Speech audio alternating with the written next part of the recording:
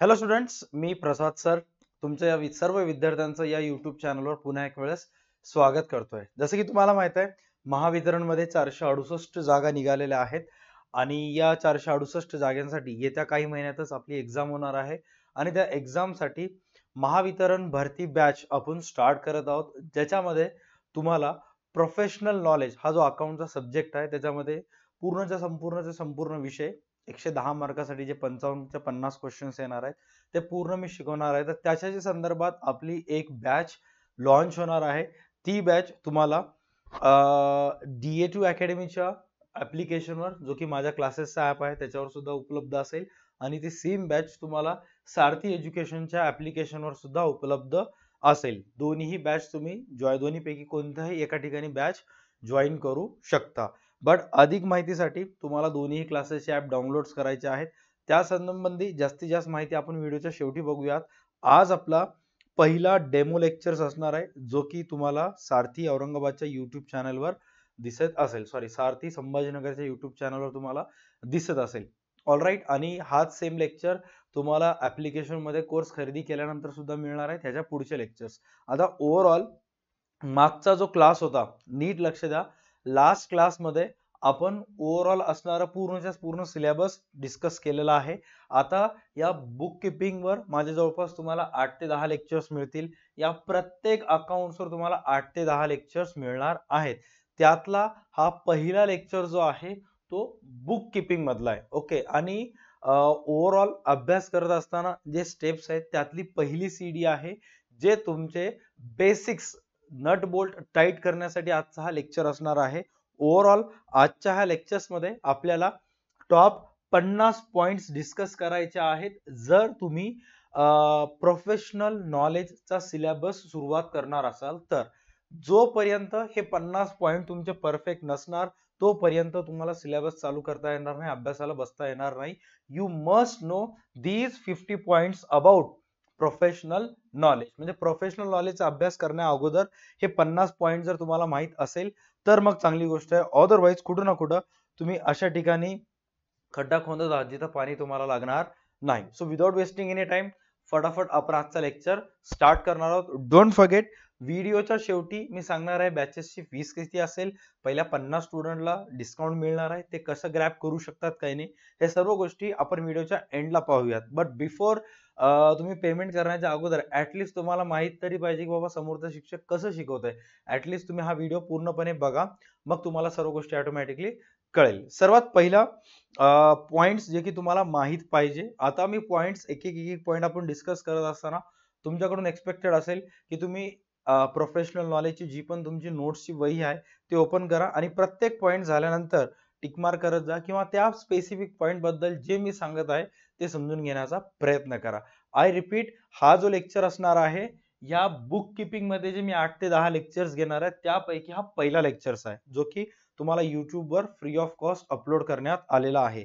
याच्या नंतरचा जो लेक्चर असेल तो कॉर्पोरेट अकाउंट बद्दल असेल, त्यानंतर अकाउंटिंग फॉर स्पेशल ट्रान्झॅक्शन मधला असेल. आणि तुमच्यापैकी मॅक्सिमम विद्यार्थ्यांना हा लेक्चर मधले, या व्हिडिओ मधले मोस्ट ऑफ गोष्टी ऑलरेडी तुमच्या अगोदर अभ्यास झालेले असतील किंवा कधी ना कधी तुमच्या कानावरून गेले असतील. याचा अर्थ असं नाहीये की पूर्ण सिलेबस एवढं इझी असणार आहे.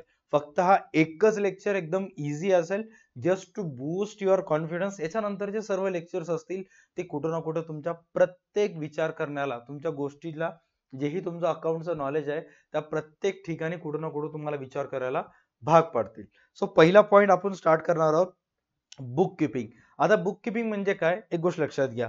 प्रत्येक व्यवसाय मालक असतो, प्रत्येक व्यवसाय मालक त्याच्या व्यवहारात होणाऱ्या सर्व व्यवहाराची नोंद व्यवसायाच्या पुस्तकात करत असतो. राईट. आपल्या प्रत्येकाच्या व्यवसायात जेही व्यवहार आपण करत असतो ते सर्व व्यवहार व्यवसायाच्या पुस्तकात पद्धतशीररित्या सिस्टमॅटिक पद्धतीनं रेकॉर्ड करून ठेवण्याची जी प्रक्रिया असते त्या प्रक्रियेला म्हणतात बुक किपिंग. आता कोणी कोणी व्यवसायात होणाऱ्या ट्रान्झॅक्शन जे असतात ते कम्प्युटराइज रेकॉर्ड करून ठेवत असतात.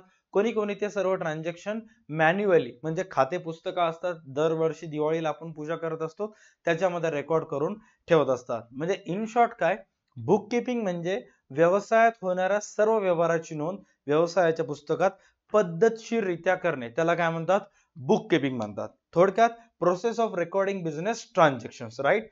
त्याच्यानंतरचा जो पॉइंट आहे त्या पॉइंटचं नाव आहे अकाउंटिंग. आता किंवा अकाउंटन्सी.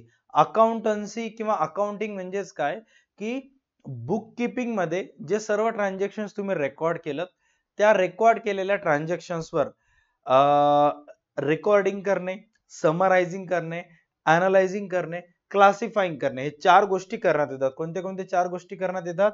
रेकॉर्डिंग, समरायझिंग, अनालायझिंग आणि क्लासिफाईंग. थोडक्यात काय की पुस्तकपालना म्हणजेच बुक किपिंग मध्ये जे सर्व ट्रान्झॅक्शन्स होतात त्या ट्रान्झॅक्शन्स बद्दल पुन्हा एक वेळेस त्याचं रेकॉर्डिंग करण्यात येतं, समरायझिंग करण्यात येतं, अनालायझिंग करण्यात येतं, क्लासिफाईंग करण्यात येतं आणि मग व्यवसायाला नफा झाला किंवा तोटा झाला हे जाणून घेतलं जातं. आणि व्यवसायाला नफा झाला किंवा तोटा झाला हे जाणून घेण्याची प्रक्रिया म्हणजेच काय, अकाउंटन्सी होय.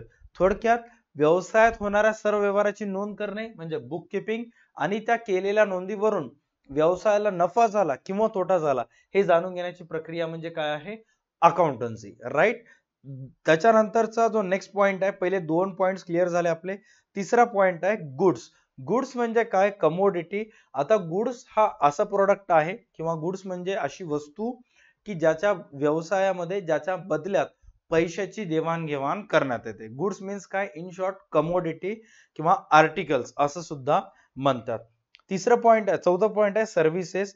अनेक वेळा पैशाच्या बदल्यात तुम्ही जर वस्तूची देवाणघेवाण केला, सपोज तुम्ही एक बुक सेंटर मध्ये गेलात आणि 100 रुपये देऊन एक रजिस्टर खरेदी केला, जो की तुम्ही त्याला फिजिकल अपिअरन्स सुद्धा असतं, भौतिक त्याची वास्तविकता असते, मग अशा वेळेस त्याला काय म्हणतात, गुड्स म्हणतात. बट काही वेळा तुम्ही अशा प्रकारची सर्व्हिसेस घेत असता जे इनटँजिबल असते. उदाहरणार्थ तुम्ही 50 रुपये देऊन एका बसने या दिशेपासून त्या दिशेपर्यंत किंवा एका डेस्टिनेशन पासून दुसऱ्या डेस्टिनेशन पर्यंत प्रवास केलात तर तो जो प्रवास आहे तो तुम्हाला मिळणारा पैशाच्या बदल्यात सर्व्हिसेस आहे.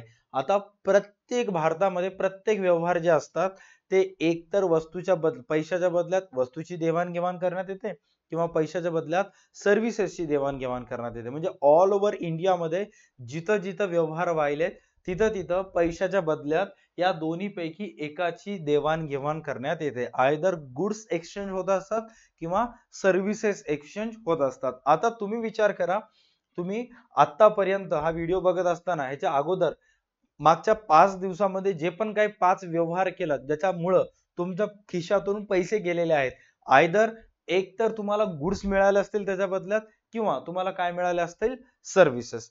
त्याच्यानंतर नेक्स्ट जो 5वा पॉइंट आहे जे तुमच्यापैकी मॅक्सिमम जणांना माहित पाहिजे, त्या पॉइंटचं नाव आहे ट्रान्झॅक्शन. ट्रान्झॅक्शनला आपण आपल्या सोप्या मराठी भाषेमध्ये म्हणतो व्यवहार. ट्रान्झॅक्शन म्हणजेच काय, व्यवहार. आता ह्या व्यवहाराचे 2 प्रकार आहेत. पहिले प्रकार आहे मॉनिटरी ट्रान्झॅक्शन आणि दुसरा प्रकार आहे नॉन मॉनिटरी ट्रान्झॅक्शन्स, ज्याला नॉन मॉनिटरी असं लिहायला पाहिजे. एक सेकंड मी रेक्टिफाय करतो नोट्स मध्ये. रेक्टिफाय सुद्धा हा अकाउंट मध्ये वापरला जाणारा शब्द आहे. रेक्टिफायचा अर्थ आहे झालेल्या चुकांची दुरुस्ती करणे, राईट. इथे जे माझी चूक झाली होती ह्याला मी नॉन मॉनिटरी असं लिहीन. ओके, चला. आता आपल्या व्यवसायामध्ये जे प्रत्येक व्यवहार असतात त्याचे 2 प्रकार पडत असतात. पहिला प्रकार आहे ज्याला आपण म्हणतो मॉनिटरी ट्रान्झॅक्शन आणि दुसरा प्रकार आहे नॉन मॉनिटरी ट्रान्झॅक्शन. आता मॉनिटरी ट्रान्झॅक्शन म्हणजे काय की ज्या व्यवहारात पैशाची देवाणघेवाण आज न उद्या होणार आहे किंवा वस्तूच्या बदल्यात पैशाची देवाणघेवाण केली जाते, अशा सर्व व्यवहारांना मॉनिटरी ट्रान्झॅक्शन्स म्हणतात. नॉन मॉनिटरी ट्रान्झॅक्शन्स म्हणजे काय की असे व्यवहार ज्याच्यामध्ये पैशाची देवाणघेवाण आज पण होणार नाही आणि इन फ्युचर मध्ये सुद्धा होणार नाही, अशा व्यवहारांना नॉन मॉनिटरी ट्रान्झॅक्शन्स म्हणतात. तुम्ही अनेक वेळा ऐकलं असेल बार्टर सिस्टम, राईट. अनेक वेळा तुम्ही ऐकलं असेल बार्टर सिस्टम. बार्टर सिस्टम म्हणजेच काय, ज्याला अर्थशास्त्राच्या भाषेमध्ये तुम्ही म्हणू शकता वस्तू विनिमयाची पद्धत, ज्याच्यामध्ये वस्तूच्या बदल्यात वस्तूची देवाणघेवाण करण्यात येते. आज पण सुद्धा अनेक ठिकाणी घरातील जे भंगार वगैरे असतात आपण त्याला दिल्यानंतर तो माणूस आपल्याला मिठाई वगैरे देत असतो. अनेक ठिकाणी घरातलं प्लास्टिक वगैरे दिल्यानंतर त्याच्या बदल्यात तो तुम्हाला भांडे वगैरे देत असतो. अनेक ठिकाणी घरामध्ये जे असलेले जुने साड्या असतात, ते जुने साड्या ते बायका घेऊन जातात आणि त्याच्या बदल्यात तुम्हाला स्टीलचे भांडे वगैरे देत असतात. पैशाची देवाणघेवाण नसते, वस्तूच्या बदल्यात वस्तूची देवाणघेवाण होत असते. आणि या साईडला जर चेक करताल तर इथं मॉनेटरी ट्रान्झॅक्शन्स दिलेले आहेत. आता मॉनेटरी ट्रान्झॅक्शनचे सुद्धा दोन प्रकार पडतात. कोणते कोणते दोन प्रकार आहेत? पहिला प्रकार आहे कॅश, दुसरा प्रकार आहे क्रेडिट. आता कॅश ट्रान्झॅक्शन्स म्हणजे काय, की ज्याही व्यवहारात वस्तूची किंवा सेवेची देवाणघेवाण झाल्यानंतर आर्थिक मोबदला लगेच त्वरित इमिडिएटली देवाणघेवाण करण्यात येतो, अशा व्यवहारांना कॅश ट्रान्झॅक्शन्स म्हणतात. उदाहरणार्थ, तुम्ही एका बुक सेंटर मध्ये गेलात, पुस्तक खरेदी केलेत आणि त्याला लगेच पैसे देऊन टाकलात, किंवा तुम्ही ऑटो मधून या दिशेकडून त्या दिशेकडे प्रवास केलात आणि ऑटोवाल्याला लगेच पैसे दिलात, तर याचा अर्थ वस्तूच्या बदल्यात किंवा सेवेच्या बदल्यात लगेच पैसे दिलात, तर हे झालं एक्झाम्पल कॅश ट्रान्झॅक्शनचं. त्याच्या ऑपोजिटला आहे क्रेडिट ट्रान्झॅक्शन.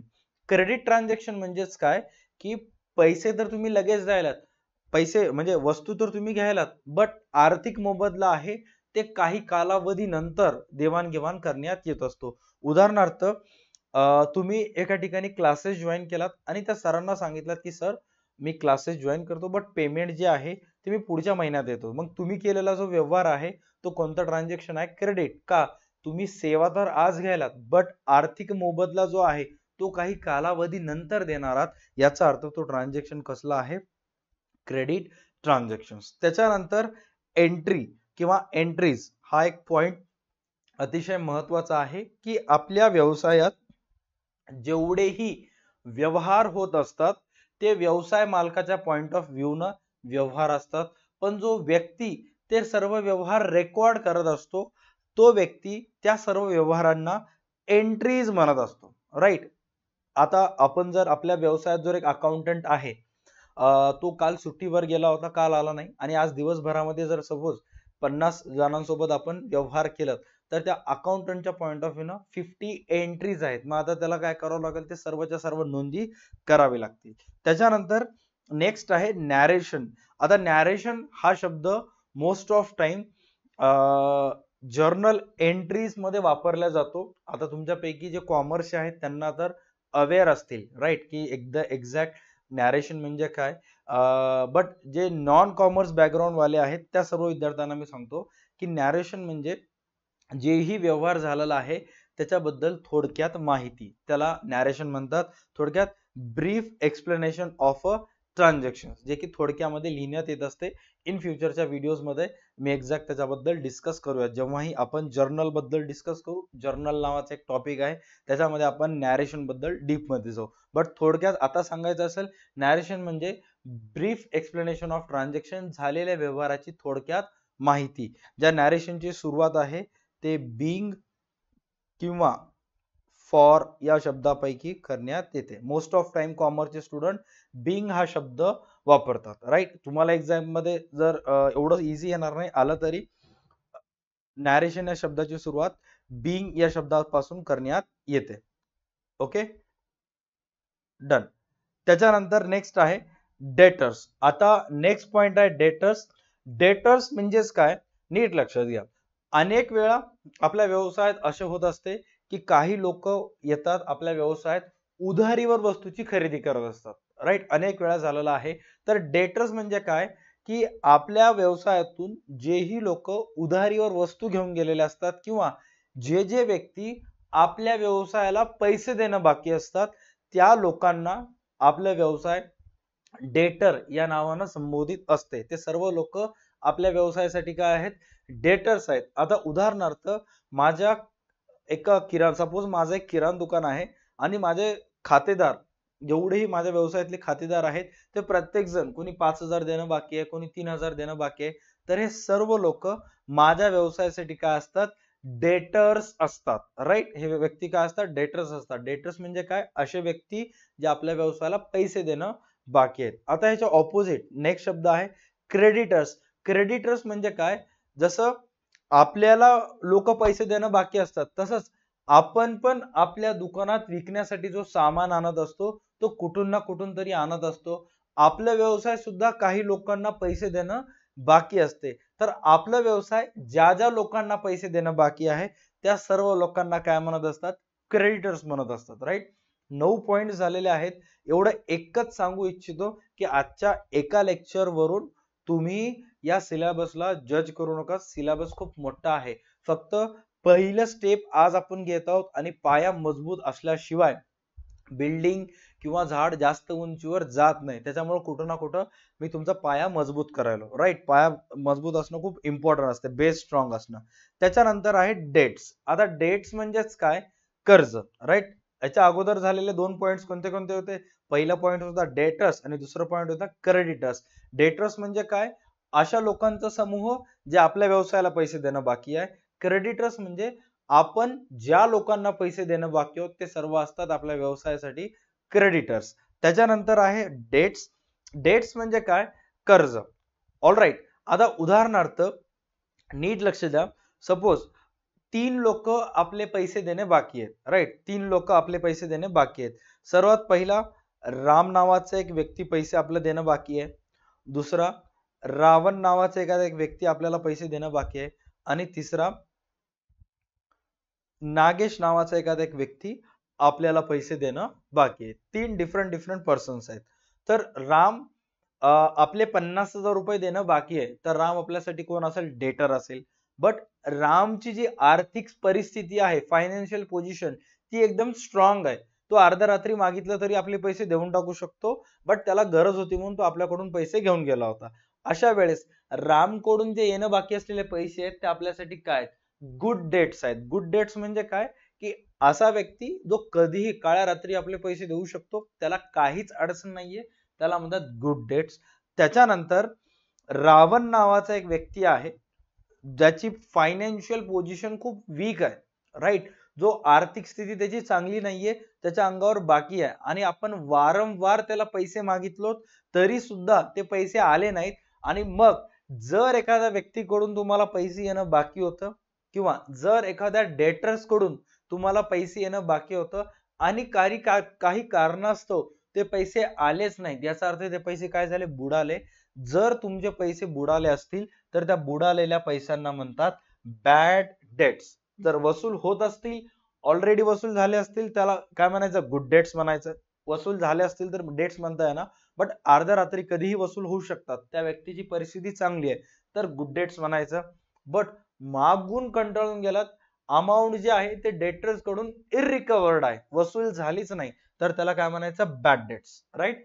त्याच्यानंतर आहे नागेश, ज्याला म्हणतात डाऊटफुल डेट्स.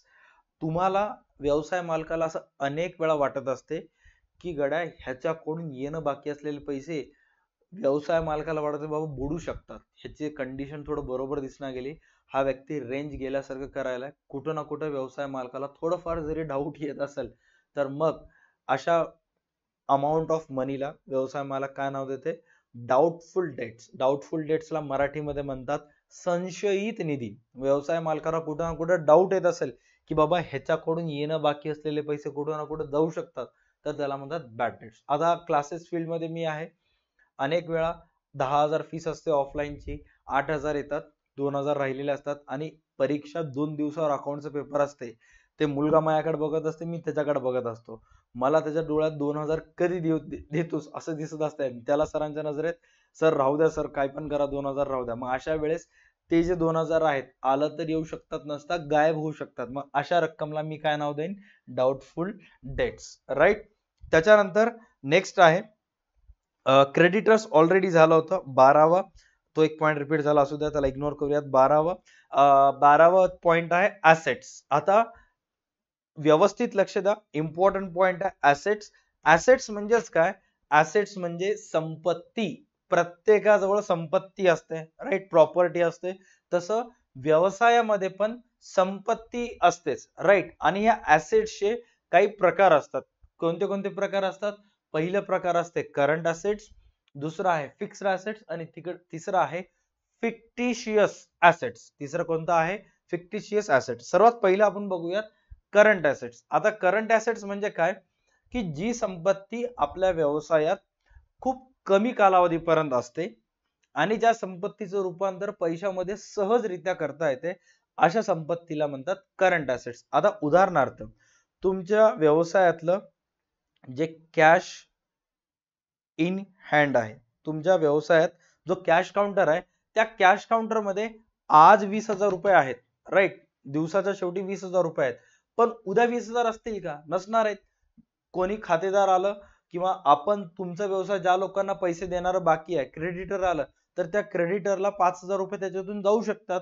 म्हणजे जी संपत्ती आपल्या व्यवसायात दीर्घ कालावधीपर्यंत राहत नाही, खूप कमी कालावधीपर्यंत असते, ज्या संपत्तीचे रूपांतर पैशात सहजरित्या करता येते, त्याला म्हणतात करंट ऍसेट्स. उदाहरणार्थ कॅश इन हँड झालं, कॅश ऍट बँक झालं, त्याच्यानंतर आपल्या व्यवसायातले डेटर्स झाले. डेटर्स म्हणजे काय?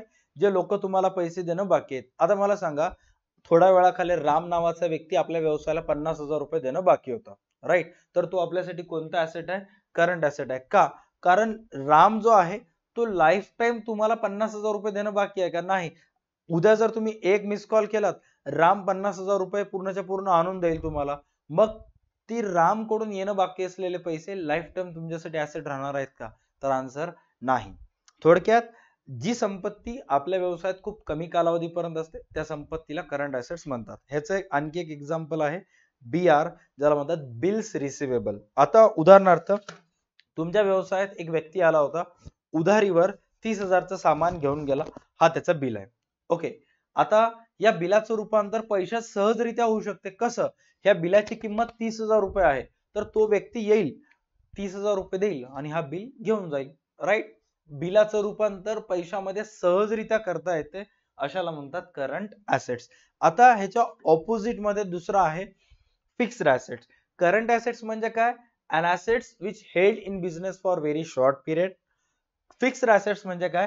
An assets which held in business for very long period. जी संपत्ती आपल्या व्यवसायात दीर्घ कालावधीपर्यंत असते किंवा त्या संपत्तीमुळे आपल्या व्यवसायाला दीर्घ काळापर्यंत फायदा होत असेल, तर अशा संपत्तीला म्हणायचं फिक्स्ड ऍसेट्स. उदाहरणार्थ फिक्स्ड ऍसेट्सचे दोन प्रकार आहेत. पहिलं प्रकार आहे टँजिबल फिक्स्ड ऍसेट्स आणि दुसरं प्रकार आहे इनटँजिबल फिक्स्ड ऍसेट्स, राईट. पहिला प्रकार आहे टँजिबल आणि दुसरा इनटँजिबल. आता ह्या दोन्हीचा अर्थ समजून घ्या. टँजिबल म्हणजे काय, इनटँजिबल म्हणजे काय. आता टँजिबल ऍसेट्स म्हणजे काय किंवा टँजिबल फिक्स्ड ऍसेट्स म्हणजे काय? जी संपत्ती तुम्ही तुमच्या उघड्या डोळ्यांनी पाहू शकतो, ज्या संपत्तीला तुम्ही स्पर्श करू शकता, अशा संपत्तीला म्हणतात टँजिबल फिक्स्ड ऍसेट्स. उदाहरणार्थ माझ्याजवळ इथं हा माऊस आहे, मी या माऊसला स्पर्श करू शकतो, उघड्या डोळ्यांनी पाहू शकतो, तर माझ्यासाठी झालं टँजिबल फिक्स्ड ऍसेट. हा डिजिटल बोर्ड आहे, हा माझ्यासाठी टँजिबल फिक्स्ड ऍसेट आहे. का? कारण मी हे उघड्या डोळ्याने पाहू शकतो. तसं व्यवसायात असणारी मशिनरी असेल, व्यवसायाच्या नावावर असणारी शेत जमीन असेल, व्यवसायात असणार एखादी मोटर व्हॅन असेल, ही सर्व संपत्ती व्यवसायासाठी काय असते? टँजिबल फिक्स्ड ऍसेट असते. का? कारण ही आपण उघड्या डोळ्याने पाहू शकतो, स्पर्श करू शकतो. उदाहरणार्थ कोणते कोणते आहेत चेक करा. मशिनरी आहे, फर्निचर, लँड आहे, बिल्डिंग आहे, हे सर्व झाले टँजिबल फिक्स्ड ऍसेट. आता ह्याच्या ऑपोजिट मध्ये काही काही संपत्ती अशी असते जी आपण उघड्या डोळ्यांनी पाहू शकत नाही, त्या संपत्तीला स्पर्श करू शकत नाही, बट तरी सुद्धा त्या संपत्तीमुळे आपल्या व्यवसायाला फायदा होत असते, अशा संपत्तीला म्हणतात इनटँजिबल फिक्स्ड ऍसेट्स. आता हे इनटँजिबल फिक्स्ड ऍसेट्स कोणते कोणते आहेत? याच्यामध्ये सर्वात फर्स्ट तुम्हाला मेन्शन केलेलं आहे गुडविल, पेटंट्स, ट्रेडमार्क, कॉपीराइट्स. आता गुडविल म्हणजेच काय? सपोज मी जर तुम्हाला विचारलं की तुम्हाला कोणत्या कंपनीचा फोन घ्यायचा आहे, तर तुमच्यापैकी मॅक्सिमम जण म्हणतील सर मला आयफोन घ्यायचा आहे. आता तुमचे वैयक्तिक विचार ओप्पो, विवो पर्यंत मर्यादित असतील, बट मी जर तुम्हाला विचारलं, तुम्ही जर म्हणलात की मला आयफोन घ्यायचा आहे, तर आयफोन कंपनीनं ना तुम्हाला पैसे दिलं ना काही सांगितलं, तरी सुद्धा तुमच्या मनात आयफोन विषयी एक गुडविल आहे, एक रेप्युटेशन आहे. का? कारण तुम्हाला सुद्धा तुमच्या मनामध्ये बसलेलं आहे की ऍपल कंपनीचे फोन भलेही महाग असतील, पण त्याची बिल्ड क्वालिटी स्ट्रॉंग असते, फोन चांगले दिसतात, फोन ऍक्च्युअली परफॉर्मन्स चांगला आहे, त्याच्यामध्ये ऑपरेटिंग सिस्टम चांगला आहे. आता हे तुमच्या मनात त्या कंपनी विषयी असलेलं गुडविल आहे. आता उद्या मी नाही, तुम्हाला जरी दुसरं कोणी विचारलं तर इनडायरेक्टली तुम्ही का सांगणार? कोणता फोन घेऊ म्हणून जर तुम्हाला कोणी विचारलं, इनडायरेक्टली तुम्ही काय म्हणणार आहात? हा ऍपल कंपनीचाच आयफोन घे असं म्हणणार आहात. म्हणजे नकळत तुमच्या मनात असलेल्या गुडविल मुळे कंपनीला काय व्हायला, फायदा व्हायला. कंपनीच्या बद्दल तुमच्या मनात एक ब्रँड व्हॅल्यू आहे, त्याचा फायदा कंपनीला होत आहे, त्याला म्हणतात गुडविल. किंवा ह्याच्या व्यतिरिक्त तुम्हाला जर कोणी विचारलं की बॉस मला सिम कार्ड घ्यायचं, मी कोणत्या कंपनीचे घेऊ, तर तुम्ही काय म्हणताल? मी जिओ वापरतो, जिओ घे. आता जिओनं तुम्हाला पैसे दिलेत का? नाही. तरी सुद्धा तुमच्या मनात जिओ विषयी काय आहे, रेप्युटेशन आहे, याचा फायदा जिओ कंपनीला होत असतो. त्याच्यानंतर आहे पेटंट. पेटंट म्हणजे काय? मालकी हक्क. एखाद्या जर वस्तूचा मालकी हक्क तुमच्याजवळ असेल तर तुमची वस्तू वापरून एखादी एक कंपनी जर एखादा प्रोडक्ट बनवत असेल तर त्याचे पैसे तुम्हाला मिळतात. आता पेटंट हा दिसत नाही तरी सुद्धा तुम्हाला फायदा होत असतो. कॉपीराइट आणि ट्रेडमार्क सुद्धा सेम आहे. सपोज हा एक ओरेवा कंपनीचा कॅल्क्युलेटर आहे. ओके, आता मी या कॅल्क्युलेटरच्या बॅक साइडला ओरेवा कट करून इथं ऍपलचा लोगो लावला, ऍपलचा ट्रेडमार्क लावला, तर याची व्हॅल्यू वाढणार का? नाही. राईट. म्हणजे ट्रेडमार्कला व्हॅल्यू असते. ज्या इलेक्ट्रॉनिक वस्तूवर ऍपल चिटकलं त्याची व्हॅल्यू वाढते. आणि जर त्याच्या व्यतिरिक्त दुसरं कोणतं लोगो असेल, ऍज पर रेप्युटेशन तुमच्या लोगोला किंमत असते. आता हे गुडविल असेल, पेटंट असेल, ट्रेडमार्क असेल, कॉपीराइट असेल, हे दिसत नाहीत बट तरी सुद्धा याची व्हॅल्यू असते. आता कॉपीराइट हा मोस्ट ऑफ टाइम एखाद्या पुस्तकाचा कॉपीराइट असेल किंवा एखाद्या मूवीचा कॉपीराइट असेल तर त्यावेळेस वापरतात. उदाहरणार्थ 2016 साली सैराट मूवी रिलीज झाला होता. नागराज मंजुळे मार्फत ते डायरेक्ट करण्यात आला होता. त्याच सैराटवर आधारित आणखी एक मूवी बॉलिवूड मध्ये लॉन्च झाली होती. एक्झॅक्ट मी त्याच्या मूवीचं नाव रिकॉल करत नाहीये, बट करण जोहरनं ते मूवी प्रोड्यूस केले होते अंडर धर्मा फिल्म प्रोडक्शन. आता करण जोहरनं नागराज मंजुळेला huge amount of money as a copyright दिली होती. का? कारण सेम रायटिंग स्टोरीवर त्यांनी मूवी बनवत आहेत. धडक लक्षात आलं लागेल. ओके, तर आता कॉपीराइट ही वस्तू दिसत नाही बट तरी सुद्धा त्याला व्हॅल्यू असते. राईट. हे झालं एक्झाम्पल इनटँजिबल फिक्स्ड ऍसेट्स. त्याच्यानंतर नेक्स्ट आहे फिक्टिशियस ऍसेट्स, काल्पनिक संपत्ती. काल्पनिक संपत्ती म्हणजेच काय की जी संपत्ती आज एक्झिस्ट करत नाही बट इन फ्युचर मध्ये 2 वर्षानंतर, 5 वर्षानंतर, 10 वर्षानंतर त्याच्यामुळे तुम्हाला फायदा होणार आहे, तर त्या संपत्तीला आजच्यासाठी म्हणतात fictitious assets. Assets which depend on happening और non happening of certain events is called as fictitious assets. और समटाइम्स जर आपल्या फेवर मध्ये नसेल तर त्याला कॉन्टिनंट किंवा कॉन्टिंजंट लॅबिलिटी असं सुद्धा म्हणतात. काही काही टीचर्स कॉन्टिनंटला कॉन्टिंजंट प्रोनाउन्स करतात, जो की जी हा सायलेंट आहे. ओके, आता फिक्टिशियस ऍसेट्स म्हणजे काय? थोडक्यात उदाहरणार्थ तुम्ही 1 एकर शेतामध्ये आंब्याच्या बियाचे कोया पेरलेला आहेत आणि इथून तुम्ही अज्युम करत आहात की आजपासून 10 वर्षानंतर इथं आंब्याची झाडे येतील आणि मी एक आंब्याचा मोठा व्यापारी होईन. राईट. तर आजपासून 10 वर्षानंतर जे आंबे झाडाला येणार आहेत ते आज तुमच्यासाठी काय आहेत? फिक्टिशियस ऍसेट्स आहेत. ओके, त्याच्यानंतर नेक्स्ट आहे लॅबिलिटीज. आता लॅबिलिटीजचे सुद्धा 3 प्रकार आहेत. पहिला प्रकार आहे करंट लॅबिलिटी, फिक्स्ड लॅबिलिटी आणि कॉन्टिनंट लॅबिलिटी. आता जी लॅबिलिटी सर्वात पहिले लॅबिलिटीज म्हणजेच काय हे समजून घ्या. लॅबिलिटीला मराठीमध्ये म्हणतात देयता किंवा उत्तरदायित्व असं सुद्धा असं त्याला म्हटलं जातं. खूप लांबलचक शब्द आहे बट तुम्ही त्याला अज्युम करायचं आहे देयता. राईट. आता आपले व्यवसाय ज्या ज्या लोकांना पैसे देणं बाकी आहे त्या व्यवसायांना किंवा आपल्या व्यवसाय असतं, आपण बँकेकडून कर्ज घेतलेला असता तर बँकेला पैसे द्यायचे असतात. अनेक लोकांना आपले व्यवसाय पैसे देणं बाकी असतं तर त्या पैशाला लॅबिलिटीज असं म्हटलं जाते, त्या देयतेला. आता या देयतेचे 3 प्रकार आहेत. करंट लॅबिलिटीज, फिक्स्ड लॅबिलिटीज आणि कॉन्टिनंट लॅबिलिटीज. आता करंट लॅबिलिटीज म्हणजे काय?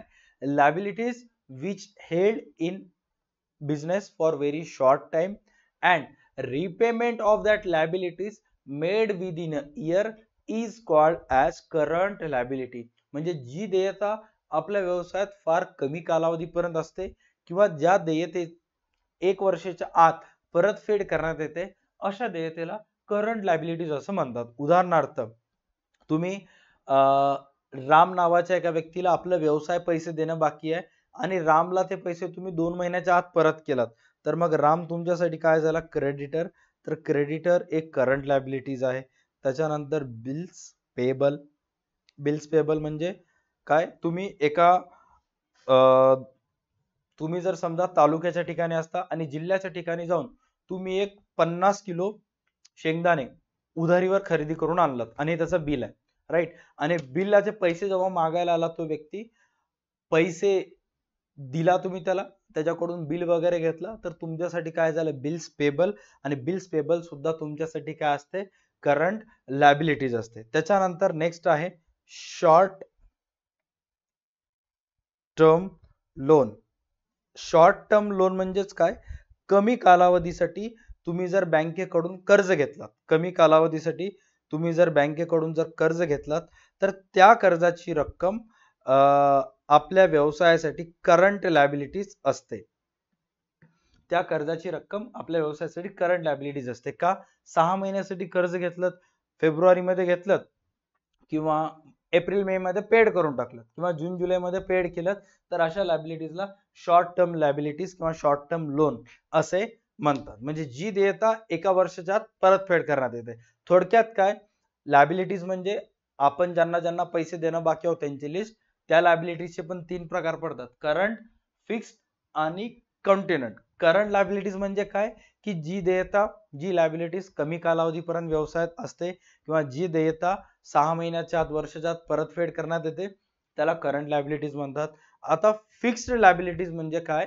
की जी देयता आपल्या व्यवसायात दीर्घ कालावधीपर्यंत असते, अशा देयतेला म्हणतात फिक्स्ड लायबिलिटीज. ज्याच्यामध्ये सर्वात पहिला येतो कॅपिटल. कॅपिटल एक लॉंग टर्म लायबिलिटीज असते. का? कारण कॅपिटल हे व्यवसायात दीर्घ कालावधीपर्यंत असते. जोपर्यंत व्यवसायाचं एक्झिस्टन्स असेल तोपर्यंत कॅपिटल राहणार. आता तुमच्यापैकी जे आर्ट्स बॅकग्राऊंडचे आहेत त्याने विचार करतील की सर हे कॅपिटल एक्झॅक्ट काय भानगड आहे? 14 पॉईंट वाढ बघायला लगेच सांगून टाकतो, बट त्याच्या अगोदर बाकी 2 लायबिलिटीज मी कव्हर करतो. याच्यानंतर आहे फिक्स लायबिलिटीज मध्ये कॅपिटल नंतर नेक्स्ट आहे त्याच्यामध्ये बँक लोन. आता अनेक वेळा आपले व्यवसाय मालक असतात ते बँकेकडून कर्ज घेत असतात, राईट? 5 वर्षासाठी कर्ज, 6 वर्षासाठी कर्ज, कार लोन तर कोणी 8 वर्षासाठी कार लोन घेण्यात येते, राईट? किंवा होम लोन सुद्धा व्यवसाय मालक घेत असतो. बिझनेस साठी अनेक कॅश क्रेडिट सीसी करण्यात येत असते, राईट? तर असे हे जे लोन असतात ते आपल्या व्यवसायात 5-5, 10-10 वर्ष एक्झिस्ट करत असतात. आता सर काय फरक पडते?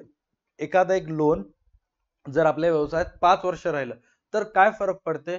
5 वर्ष जर ते लोन आपल्या व्यवसायात राहिलं तर 5 आर्थिक वर्षचा एक मोठा कालावधी जातो आणि प्रत्येक वर्षी त्या लोनची अमाऊंट कधी कमी होत असते, कधी वाढत असते. जर तुम्ही जर बँकेचे हप्ते वेळोवेळी भरलात तर लोनची रक्कम कमी होत असते, जर भरलं नाही तर त्याच्यावर इंटरेस्ट चढत असतो. आणि जी लायबिलिटीज आपल्या व्यवसायात एका वर्षापेक्षा जास्त कालावधीपर्यंत असते त्या लायबिलिटीजला आपल्याला काय म्हणावं लागेल? Fixed liabilities. And bank liabilities one of them, right? Bank loan जे दीर्घ कालावधीपर्यंत असतात. त्याच्यानंतर long term loan from financial institutions. इथेच ऍडजस्ट करतो.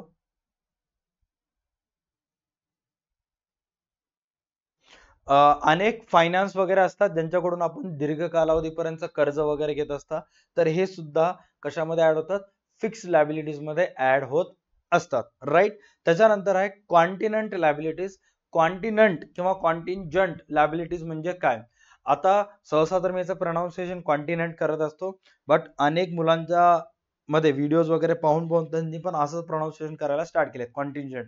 आता कॉन्टिनंट लायबिलिटीज म्हणजे काय? की जी देयता भविष्य काळात घडणाऱ्या घटनांवर अवलंबून असते, अशा देयतेला कॉन्टिनंट लायबिलिटीज असे म्हणतात. उदाहरणार्थ व्यवसाय मालक आणि मजुरांमध्ये एक वादविवाद झाला आणि तो वादविवाद कोर्टामध्ये गेला. आता कोर्ट काय करते? दोन्ही पक्षाकडून मानहानीचा दावा केल्यामुळं दोन्ही पक्षाकडून 1-1 लाख रुपये मानहानीची रक्कम काढून घेते कोर्ट आणि निकाल असतो तो 3 महिन्यानंतर लागणार असतो. आता 3 महिन्यामध्ये जेही जज असतात, जेही त्याच्यावरचे जे ज्युरी वगैरे मेंबर्स वगैरे असतात, राहिलेले बसून असतात, ते त्याच्यावर विचार विनिमय वगैरे करतात आणि मग निर्णय देतात. आता निर्णय जर आपल्या फेवर मध्ये लागला, आपण जिंकलो, तर त्या मजुरा युनियन कडून आपल्याला 1 लाख रुपये येतील. जर झालेला केस ते मजूर युनियन कामगार संघटना जिंकली, तर आपल्याला 1 लाख रुपये द्यावे लागतील. म्हणजे आता जे 1 लाख रुपये आपल्याकडून येऊ पण शकतात किंवा जाऊ पण शकतात. व्यवसाय मालकाला वाटत असेल नाही बाबा आपण आता केस हारणार आहोत, आता व्यवसाय मालक जर फक्त वाट बघत असेल आणि ते 1 लाख रुपये व्यवसाय मालकाकडून जाणार असतील, तर ते कशावर अवलंबून आहेत? भविष्य काळात घडणाऱ्या घटनांवर. म्हणजे जर निकाल त्या लोकांच्या बाजूने लागला तर आपल्याकडून 1 लाख रुपये जातील आणि जर आपल्या बाजूने लागला तर त्यांच्याकडून 1 लाख येतील. पैसे येऊ पण शकतात, जाऊ पण शकतात. पैसे जाण्याची पॉसिबिलिटी जास्त वाटत असेल तर व्यवसाय मालक त्या 1 लाखला कशामध्ये ट्रीट करत असते? कॉन्टिनंट लायबिलिटीज म्हणून ट्रीट करत असते. भविष्य काळात घडणाऱ्या घटनांवर आधारित असलेली देयता. ओके, त्याच्यानंतर नेक्स्ट आहे कॅपिटल. आता कॅपिटल म्हणजेच काय? थोडक्यात कोणत्याही व्यवसायात त्या व्यवसायाच्या मालकामार्फत जेवढेही पैसे, संपत्ती, ऍसेट्स सुरुवातीला टाकण्यात येतात त्याला म्हणतात कॅपिटल. राईट. जर व्यवसायामध्ये एकटाच पैसे टाकला तर त्याला म्हणतात ओनर्स कॅपिटल. व्यवसायामध्ये 2 भागीदारांमार्फत पैसे टाकण्यात आले तर त्याला म्हणतात पार्टनर्स कॅपिटल. आणि त्याच व्यवसायात काही पैसे व्यवसाय मालकाचे आहेत आणि काही पैसे भागधारकाकडून जमा केलेले आहेत, कंपनीचे शेअर्स विकून जमा केलेले आहेत. जेवढेही भांडवल तुम्ही शेअर्स विकून जमा करता त्याला म्हणतात शेअर्स कॅपिटल. आता तुमच्या व्यवसायाला 1 करोड रुपयाची गरज आहे, 50 लाख तुम्ही स्वतः टाकला आणि 50 लाख रुपयाचे शेअर्स विकून जमा केला, त्या दोन्हीच्याही बेरजेला म्हणतात ऑथोराइज्ड कॅपिटल. त्याला आणखी एक नाव आहे नॉमिनल कॅपिटल किंवा रजिस्टर्ड कॅपिटल. ओके, त्याच्यानंतर नेक्स्ट पॉइंट आहे ड्रॉविंग्स. आता ड्रॉविंग्स म्हणजे काय? अनेक वेळा आपल्या व्यवसायात असं होत असते की व्यवसाय मालक स्वतःच्याच व्यवसायातून घरेलू वापरासाठी वस्तू, कॅश, गुड्स घेऊन जात असतो. राईट. आता माझं स्वतःचं आमच्या वडिलांचं किराणा दुकान आहे, तर किराणा दुकान असताना आमच्या घरी तेल लागत असेल, साबुदाणा लागत असेल, साबण लागत असतील किंवा रवा, मैदा, सुजी काहीही लागत असेल, आम्ही लोकांकडून घेत नाही, आमच्याच दुकानातून घेत असतो. म्हणजे व्यवसाय मालक स्वतःच्याच वापरासाठी जर काही वस्तू घरी घेऊन जात असेल किंवा नगदी रक्कम घरी घेऊन जात असेल तर त्या रकमेला ड्रॉविंग्स असं म्हणतात. राईट. आणि ड्रॉविंगची जी अमाऊंट असते ते काय करण्यात येत असते? ड्रॉविंगची जी अमाऊंट असते ते कॅपिटल मधून ड्रॉविंग जे आहे ते वजा करण्यात येत असतात. Drawing is deducted from capital. त्याच्यानंतर नेक्स्ट आहे नेटवर्थ. नेटवर्थ म्हणजेच काय? ओव्हरऑल व्यवसायाची व्हॅल्यू. आता आपल्या व्यवसायामध्ये जेवढेही संपत्ती आहे, सपोज आपल्या व्यवसायाची संपत्ती आहे ओव्हरऑल ऍसेट्स 10 करोडची आहेत आणि आउटसाइडर लायबिलिटी म्हणजे आपला व्यवसाय बाहेरील लोकांना 1 करोड रुपये देणं बाकी आहे, तर व्यवसायाची जे नेटवर्थ आहे ते किती करोड रुपयाची आहे? 9 CR ची व्यवसायाची ओव्हरऑल नेट वर्थ आहे. ऑलराईट, क्लिअर झालं. 17वा पॉइंट आहे सॉल्वंट पर्सन. आता सॉल्वंट पर्सनला मराठीमध्ये म्हणतात इमानदार व्यक्ती. राईट. आता सपोज आपल्या व्यवसायामध्ये आपण अनेक व्यक्तीसोबत व्यवहार करत असतो. राईट. व्यवसायामध्ये तुम्ही ज्याही व्यक्तीसोबत व्यवहार करा, राईट, जेव्हा केव्हाही तुम्ही व्यवहार करताल त्या प्रत्येक वेळेस तुम्हाला चेक करावं लागते तो व्यक्ती सॉल्वंट आहे का इनसॉल्वंट आहे. आता उदाहरणार्थ तो व्यक्ती ज्याची संपत्ती, सपोज एखाद्या व्यक्तीची संपत्ती 10 लाख आहे आणि तो व्यक्ती लोकांना फक्त 2 लाख देणे बाकी आहे. त्या व्यक्तीची संपत्ती किती लाखाची आहे? 10 लाखाची आहे आणि त्या व्यक्तीवर बाकी किती लाखाची आहे? 2. मग अकाउंटिंग टर्म मध्ये तो व्यक्ती कसा आहे? सॉल्वंट पर्सन आहे. सॉल्वंट पर्सन म्हणजे काय? इमानदार.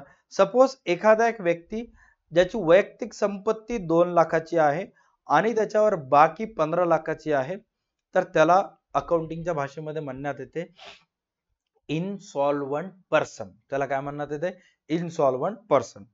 त्याच्यानंतर नेक्स्ट आहे जो की इम्पॉर्टंट आहे ट्रेडिंग कन्सर्न. ट्रेडिंग कन्सर्न म्हणजेच काय? व्यापारी संस्था. राईट. आता ट्रेडिंग कन्सर्न म्हणजेच काय? हे सर्व जे पॉइंट्स आहेत ते इम्पॉर्टंट आहेत इन फ्युचर मध्ये आपल्या होणाऱ्या लेक्चर साठी. नसता होईल असं एखादे क्लास करत असताना मी म्हणेन हा हे ना हे संस्थेचा ट्रेडिंग कन्सर्न आहे आणि मी निघून जाईन आणि मग तुम्ही मॅक्सिमम जण विचार करत असतात सर ट्रेडिंग कन्सर्न म्हणजे काय, तुम्ही असं का बोलल्या काय नाही. असं तुमच्यासोबत स्कॅम होऊ नये, असं तुमच्यासोबत प्रँक होऊ नये म्हणून तुमच्या सर्व विद्यार्थ्यांकडून एक्सपेक्टेड आहे की हा लेक्चर तुम्ही पूर्णपणे व्यवस्थित पाहताल. चला, व्यापारी संस्था ट्रेडिंग कन्सर्न म्हणजे काय? आता तुमच्या आजूबाजूला अनेक व्यवसाय तुम्ही बघत असता. तुमच्या क्लासच्या बाहेर जो चहाचं दुकान आहे, सँडविच पिझ्झाचं दुकान आहे किंवा इकडे कॅफेटेरिया आहे किंवा कॉफी शॉप आहेत. आता हे सर्व व्यवसाय ह्यांचा व्यवसाय स्थापनेमागील मुख्य हेतू काय? की सर पैसा छापणे. ज्या ज्या व्यवसायाच्या स्थापनेमागील मुख्य हेतू हा पैसा छापणे असतो, नफा कमवणे असतो, अशा सर्व व्यवसायांना ट्रेडिंग कन्सर्न म्हणतात. क्लासेस ट्रेडिंग कन्सर्न आहे, मोबाईल शॉप ट्रेडिंग कन्सर्न आहे, ज्वेलरीचं दुकान ट्रेडिंग कन्सर्न आहे, सँडविचचं शॉप ट्रेडिंग कन्सर्न आहे. जेवढेही तुमच्या आसपास सर्व व्यवसाय नफा कमवण्याच्या हेतूने चालू झालेले असतात त्याला म्हणतात ट्रेडिंग कन्सर्न. आता त्याच्या ऑपोजिट मध्ये आहे नॉन ट्रेडिंग कन्सर्न. त्याला म्हणतात नॉट प्रॉफिट ऑर्गनायझेशन सुद्धा असं म्हणतात किंवा मराठीमध्ये अव्यापारी संस्था असं सुद्धा म्हणतात. राईट.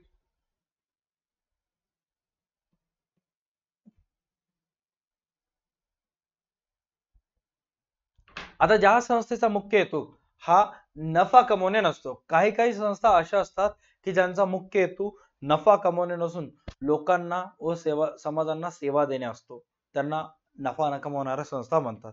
आता अनेक संस्था आहेत जे की फ्री ऑफ कॉस्ट काम करत असतात, चॅरिटीचं काम करत असतात. जसं की सलमान खानचं बिंग ह्युमन फाउंडेशन आहे, त्यानंतर नाना पाटेकर आणि मकरंद अनासपुरेचं नाम फाउंडेशन आहे, आमिर खानचं पाणी फाउंडेशन आहे, हे सर्व किंवा डॉक्टर बाबा आमटे यांचं आनंदवन आहे. हे सर्व संस्था नफा कमवण्याच्या हेतूने नसून लोकांच्या सेवेसाठी कामकाज करत असतात. अशा सर्व संस्थांना नॉन ट्रेडिंग कन्सर्न्स असं म्हणू शकतात. एक्झाम मध्ये प्रश्न येऊ शकते, तुम्हाला काही संस्थांची नावं सुद्धा देऊ शकतात, त्यातलं नॉन ट्रेडिंग ऑर्गनायझेशन हुडका असं तुम्हाला म्हणू शकतात, जे की खूप इझी जाईल. त्याच्यानंतर आपण जस्ट आता बघितलं होतं गुडविल. गुडविल म्हणजेच काय? Goodwill is a intangible asset आहे. Reputation of money reputation of business measured in terms of money, त्याला म्हणतात गुडविल. व्यवसायाची नावलौकिकता जर तुम्हाला पैशामध्ये मोजायचं असेल तर इन शॉर्ट तुम्हाला काय म्हणायचं आहे? गुडविल मोजायचं आहे. ऑलराईट. त्याच्यानंतर नेक्स्ट आहे प्रॉफिट. आता प्रॉफिट म्हणजे काय? प्रॉफिट म्हणजे थोडक्यामध्ये म्हणतात नफा, बट आपल्या अकाउंटच्या भाषेमध्ये प्रॉफिटचं एक सूत्र सुद्धा आहे. प्रॉफिटचं सूत्र आहे profit is equal to selling price minus cost price. Right. Profit म्हणजे काय? Selling price minus cost price. आता उदाहरणार्थ एक वस्तू आहे ते तुम्ही 10,000 रुपयाला विक्री केलं, 10,000 रुपयाला विक्री केलं तर 10,000 ह्या वस्तूची काय आहे? सेलिंग प्राइस आहे. बट त्या वस्तू बनवण्यासाठी लागणारी जी किंमत आहे त्याला काय म्हणतात? किमतीला कॉस्ट. ते कॉस्ट फक्त 8,000च आहे. तर या दोन्ही मधल्या डिफरन्सला काय म्हणतात? प्रॉफिट. ह्या दोन्ही मध्ये डिफरन्सला काय म्हणतात? प्रॉफिट. त्याच्यानंतर आहे लॉस. लॉस म्हणजे काय? आता लॉस मध्ये तुम्हाला कधी कोणी विचारलं नुकसान, बट लॉसचं एक सूत्र आहे, loss is equal to cost price minus selling price. Loss is equal to cost price minus selling price. एखादी एक वस्तू आहे जे तुम्ही 8,000 रुपयाला विकलं, राईट सॉरी, जे बनवण्यासाठी 8,000 रुपये खर्च आला होता. एखादी एक वस्तू आहे जे बनवण्यासाठी 8,000 रुपये खर्च आला होता आणि तुम्ही त्या 8,000ची वस्तू मार्केटमध्ये विकलात 5,000ला, तर मग पब्लिक 3,000 रुपये तुमच्यासाठी डायरेक्ट काय आहे? लॉस. राईट. शाबाश. चलो, त्याच्यानंतर नेक्स्ट आहे इन्कम. आता इन्कम म्हणजेच काय? जेवढेही सॅलरीड एम्प्लॉई आहेत, कार्यालयीन कर्मचारी आहेत, महिनाभर ते काम करत असतात आणि केलेल्या कामाच्या मोबदल्यात महिन्याच्या शेवटी जे फायनान्शियल बेनिफिट त्यांना मिळत असते त्याला म्हणतात इन्कम. इन्कम म्हणजेच काय? उत्पन्न. उदाहरणार्थ एका बँकेमध्ये काम करणारा व्यक्ती आहे, त्याला महिन्याच्या शेवटी काय मिळते? Sir income. राईट. एखादा टीचर आहे एखाद्या कॉलेजमध्ये किंवा एखाद्या स्कूलमध्ये, महिन्याच्या शेवटी त्याला जे महिनाभर तो काम करत असतो आणि महिन्याच्या शेवटी त्याला जे फायनान्शियल बेनिफिट मिळते त्याला काय म्हणतात? इन्कम. सर कोचिंग क्लास वाल्यांना जे मिळते त्याला इन्कम म्हणायचं का? नाही. का? कारण कोचिंग क्लास वाल्यांना जे मिळणारं उत्पन्न असते मिळणारं फायनान्शियल बेनिफिट असते ते ठराविक नसते.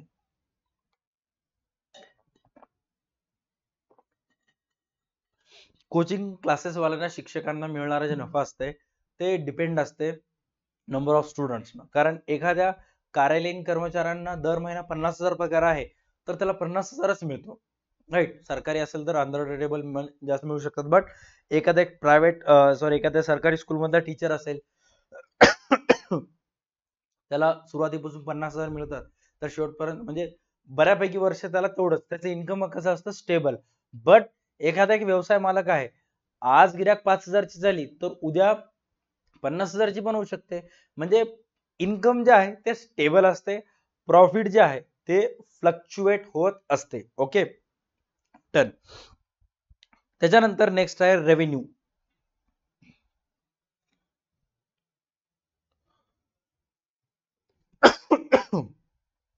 नेक्स्ट आहे रेव्हेन्यू.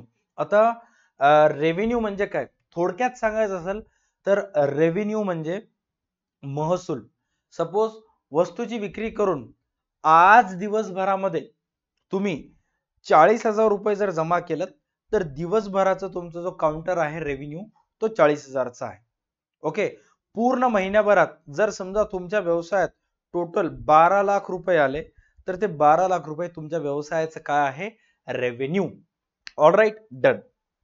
त्याच्यानंतर आहे डिस्काउंट.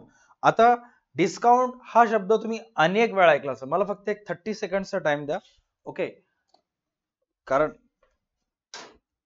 बोर्डची चार्जिंगला थोडस मला हे करावं लागेल.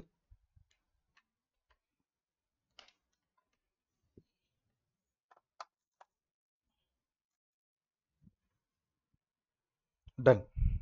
ओके. चला we back on the track. Discount. अनेक वेळा तुम्ही डिस्काउंट हा शब्द ऐकला असाल. वस्तू घेत असताना तुम्ही दुकानदार म्हणत असतो की हा जीन्स पॅन्ट, तुम्ही एका बुक स्टोअर मध्ये जाता. ओके. Just 1 second.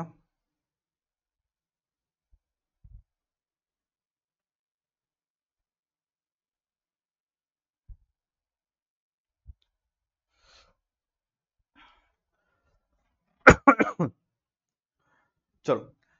अनेक वेळा तुम्ही एका कपडे खरेदी करण्यासाठी क्लोथ शॉप मध्ये जाता, कपड्याच्या दुकानात जाता, जीन्स पॅन्ट बघता, तो म्हणतो की 800 रुपये आहे. तुम्ही म्हणता नाही नाही नाही, परवा तरी तुम्ही माझा मित्र घेऊन गेला होता, 500ला घेऊन गेला होता. तो म्हणतो कधी घेऊन गेला होता? महिनाभराखाली घेऊन गेला होता. तो वापस तुम्हाला म्हणतो काय येड्यामध्ये कळाला, दुकानदार काल ओपनिंग झाली की. असं अनेक वेळा होत असतं. राईट. Jokes apart. बट तुम्ही काय करत असता? 800 रुपयाची वस्तू 500 रुपयाला वगैरे मागत असता. म्हणजे थोडक्यात काय? सूट मिळवायचा प्रयत्न करत असतात. बट या डिस्काउंटचे सुद्धा प्रकार आहेत. कोणते कोणते प्रकार आहेत? पहिला प्रकार आहे डिस्काउंटचा ट्रेड डिस्काउंट आहे. दुसरा प्रकार आहे कॅश डिस्काउंट. आता उदाहरणार्थ तुमच्यापैकी अनेक जण आजूबाजूला चेक करा, तुम्हाला असे ना एक वस्तू दिसेल किंवा वस्तूचा बॉक्स दिसेल ज्याच्यावर प्राइस लिहिलेली असते. आता माझ्याजवळ इथे कॅल्क्युलेटरचा बॉक्स आहे. या कॅल्क्युलेटरच्या बॉक्सवर ह्याची किंमत जी लिहिलेली आहे 465 रुपये ह्याची किंमत लिहिलेली आहे. ओके. आणि जेव्हा मी परचेस करायला गेलो होतो तो म्हटला की 465 रुपये किंमत आहे, ओव्हरऑल प्राइस वर तुम्हाला 20% ऑफ मिळेल. राईट. मग आता जेव्हाही एखाद्या वस्तूच्या कॅटलॉग प्राइस वर किंवा लिस्ट प्राइस वर जे त्या वस्तूच्या प्रोडक्टवर मागच्या बाजूला प्राइस असते त्याच्यावर सूट देण्यात येते, त्या डिस्काउंटला ट्रेड डिस्काउंट असं म्हणण्यात येतात, ज्याची नोंद व्यवसायामध्ये होत नसते. ट्रेड डिस्काउंटची नोंद व्यवसायात होत नसते. राईट. कोणता डिस्काउंट आहे? ट्रेड डिस्काउंट, जे की लिस्ट प्राइस ऑफ गुड्स और catalogue price of goods were देण्यात येतो. आता काही वेळा तुम्ही एका कपड्याच्या दुकानामध्ये जाता. मोस्ट ऑफ टाइम ज्यांनी लग्नाचं बस्ता बांधत असताना बिलिंग झालेली बघितलेली आहे किंवा ज्यांनी घराचं बांधकाम ज्यांच्या हातावर झालेला आहे, तुम्ही टाइल्स खरेदी करायला जात असता, तर अनेक वेळा तुम्ही टाइल्स खरेदी करायला गेल्यानंतर नळाची तुट्या, दरवाजाच्या मागच्या अडकवायचे कोंडी किंवा दरवाजाचा लॉकचं सेट, अशा अनेक वस्तू, मल्टिपल वस्तू घेता. लग्नाचं खरेदी करायला गेल्यावर पण दस्ती, टोप्या, नवरीचे ड्रेस, नवऱ्याचे ड्रेस, गल्ली म्हणजे घरामध्ये जे चिल्ले पिल्ले असतात ते सगळ्यांचे कपडे, मस्तपैकी एक लांब लचक बिल होते आणि बिल होते ओव्हरऑल 1,72,000चं. आता दुकानदाराला पण माहित आहे की ह्यांनी काय 1,72,000 देणार आणि आपल्याला पण माहित असतं त्यानं कितीही बिल करू दे आपण काय 1,72,000 देणार नाही. मग अशा वेळेस ओव्हरऑल बिल झालं 1,72,000चं आणि तुमच्या वडिलांनी दुकानदाराला दिले फक्त 1.5 लाख. ओके. आता दुकानदार तुमच्या वडिलांकडे बघायला, तुमचे वडील त्या दुकानदाराकडे बघायलेत. दुकानदार म्हणाले की फक्त 1.5 लाख आलेत, आणखी 22,000 कुठे आहेत? तुमचे वडील म्हणाले तुमच्या वडिलांच्या खिशात मागच्या खिशात 25,000 आहेत. तरी सुद्धा तुमचे वडील म्हणाले नाही नाही एवढंच बरं आहे. दुकानदार म्हणतो नाही नाही नाही एवढं कसं कमी होईल, एवढं कसं म्हणू शकता? 22,000 कुठं कमी होतात काय 1.5 लाखच्या वस्तूला? कुठं 500,000 इकडं? मग तुमचे वडील हळूच काय केले मागच्या खिशात हात घालून आणखी 10,000 ठेवले. म्हणले आता बस, आता काहीच म्हणू नका. दुकानदार म्हणले तुम्ही आहात म्हणून कमी करायला नसता, एवढं कमी कोणालाच होईना. तुम्ही काय करा, आणखी 10,000 द्या, 2,000 माफ. तुमचे वडील मनातल्या मनात खुश. 1,72 झाले, याने 1,70 मला. तुमचे वडील हळूच खिशात काढून आणखी खिशात हात टाकले, 10,000 रुपये दिले. मग ओव्हरऑल बिल झालं 1,72चं. तुमचे वडील दिले किती? 1,70. 2,000 रुपये जे पूर्ण बिलावर ऑफ मिळालं त्याला काय म्हणतात? Cash discount. आणि कॅश डिस्काउंटची नोंद व्यवसायाच्या पुस्तकात होते. आता तुमच्यापैकी मॅक्सिमम जण विचार करतील की सर हा भेदभाव का? ट्रेड डिस्काउंट नोंद करण्यात येत नाही, कॅश डिस्काउंट नोंद करण्यात येतो. कारण जेव्हा बिल बनत होता तो बिल 1,72,000चा बनला. याचा अर्थ आपल्या व्यवसायात तेवढे पैसे यायलाच पाहिजे. बट ज्या व्यक्तीकडून ते पैसे येणं बाकी होतं तो किती द्यायला तयार होता? फक्त 1,70.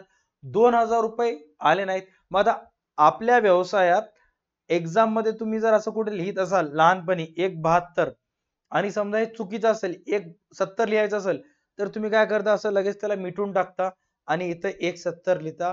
तर अकाउंटिंग मध्ये तसं खाडाखोड करायला जमत नाही, राईट? मग तुम्ही बिल कितीचं केलं? 1,72चं. आलेत किती? 1,70. 2,000 आले नाहीत. तर 2,000 का आले नाहीत? तर व्यवसाय मालकानं 2,000 रुपये स्वतःहून ऑफ केले. कशाच्या अंडरमध्ये ऑफ केले? डिस्काउंटच्या अंडरमध्ये ऑफ केले. म्हणून जेवढेही कॅश डिस्काउंट असेल ते डिस्काउंट रेकॉर्ड करण्यात येतं. ट्रेड डिस्काउंट अगोदरपासूनच रेकॉर्ड करण्यात येत नाही. का? कारण भलेही याच्यावर प्रिंट 465 असेल पण अमाऊंट येणारी 20% कमी येणार आहे हे व्यवसाय मालकाला सुद्धा माहित आहे. बट कॅश डिस्काउंटच्या केसमध्ये व्यवसाय मालकाला सुद्धा माहित नाही की एक्झॅक्ट डिस्काउंट किती द्यावं लागणार आहे. त्यामुळे कॅश डिस्काउंटची नोंद व्यवसायाच्या पुस्तकात करण्यात येते. आता cash discount most of time का देण्यात येतो? वेळेवर पैसे यावे म्हणून कॅश डिस्काउंट देण्यात येतो. ग्राहकाकडून लवकरात लवकर पेमेंट येऊन अकाउंट सेटल व्हावे म्हणून सुद्धा कॅश डिस्काउंट देण्यात येत असते. Okay, done. आणि कॅश डिस्काउंट जे आहे ते at the time of payment व्यवसायाचं जेही रक्कम देणं घेणं बाकी होती त्याच्यावरच देण्यात येते. आणि कॅश डिस्काउंट हे फक्त रोख व्यवहारावर देण्यात येते, कॅश ट्रान्झॅक्शन्सवर देण्यात येते. क्रेडिट ट्रान्झॅक्शन्सवर कॅश डिस्काउंट देण्यात येत नाही. त्याच्यानंतर जो पार्ट आहे तो आहे 27वा पार्ट, एक्सपेंडिचर. आता एक्सपेंडिचर म्हणजेच काय समजून घ्या. एक्सपेंडिचर म्हणजेच काय? खर्च. आपल्या व्यवसाय मार्फत अनेक प्रकारचे खर्च व्यवसाय मार्फत करण्यात येत असतात. कोणते कोणते खर्च करण्यात येतात? एक्झॅक्ट एकूण 3 प्रकारचे खर्च आपल्या व्यवसाय मार्फत करण्यात येतात. कोणते कोणते 3 खर्च आहेत चेक करा. सर्वात पहिला आहे त्यातला कॅपिटल एक्सपेंडिचर, रेव्हेन्यू एक्सपेंडिचर आणि डेफर्ड रेव्हेन्यू एक्सपेंडिचर. आता थोडक्यात सांगायचं असेल तर तुमच्या आजूबाजूला चेक करा, अनेक प्रकारचे वस्तू तुम्हाला दिसत असतील. आता त्यातला सर्वात पहिला, ओके, व्यवस्थित ऑब्झर्व करा. कॅपिटल एक्सपेंडिचर म्हणजे काय? की जो खर्च केल्यामुळं आपल्या व्यवसायाला लॉंग टर्म पर्यंत फायदा होत आहे, दीर्घ काळापर्यंत आपल्याला बेनिफिट भेटत आहे, त्या खर्चाला कॅपिटल एक्सपेंडिचर म्हणतात. उदाहरणार्थ तुमच्या घरातली टीव्ही असेल, तुमच्या घरातलं सोफा सेट असेल, सॉरी, इथं बिझनेसची गोष्ट चालू आहे, आपल्याला घराचा विचार करता येत नाही. तरी सुद्धा व्यवसाय मालकानं व्यवसायात केलेलं फर्निचर असेल, व्यवसायात असलेली टीव्ही असेल किंवा व्यवसायाची बिल्डिंग असेल, व्यवसायासाठी असलेली जमीन असेल.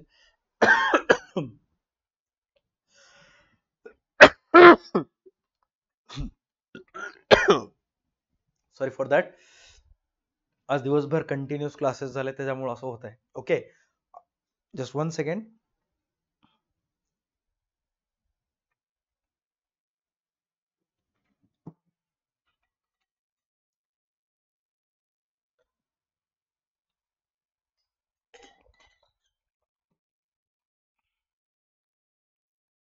डन.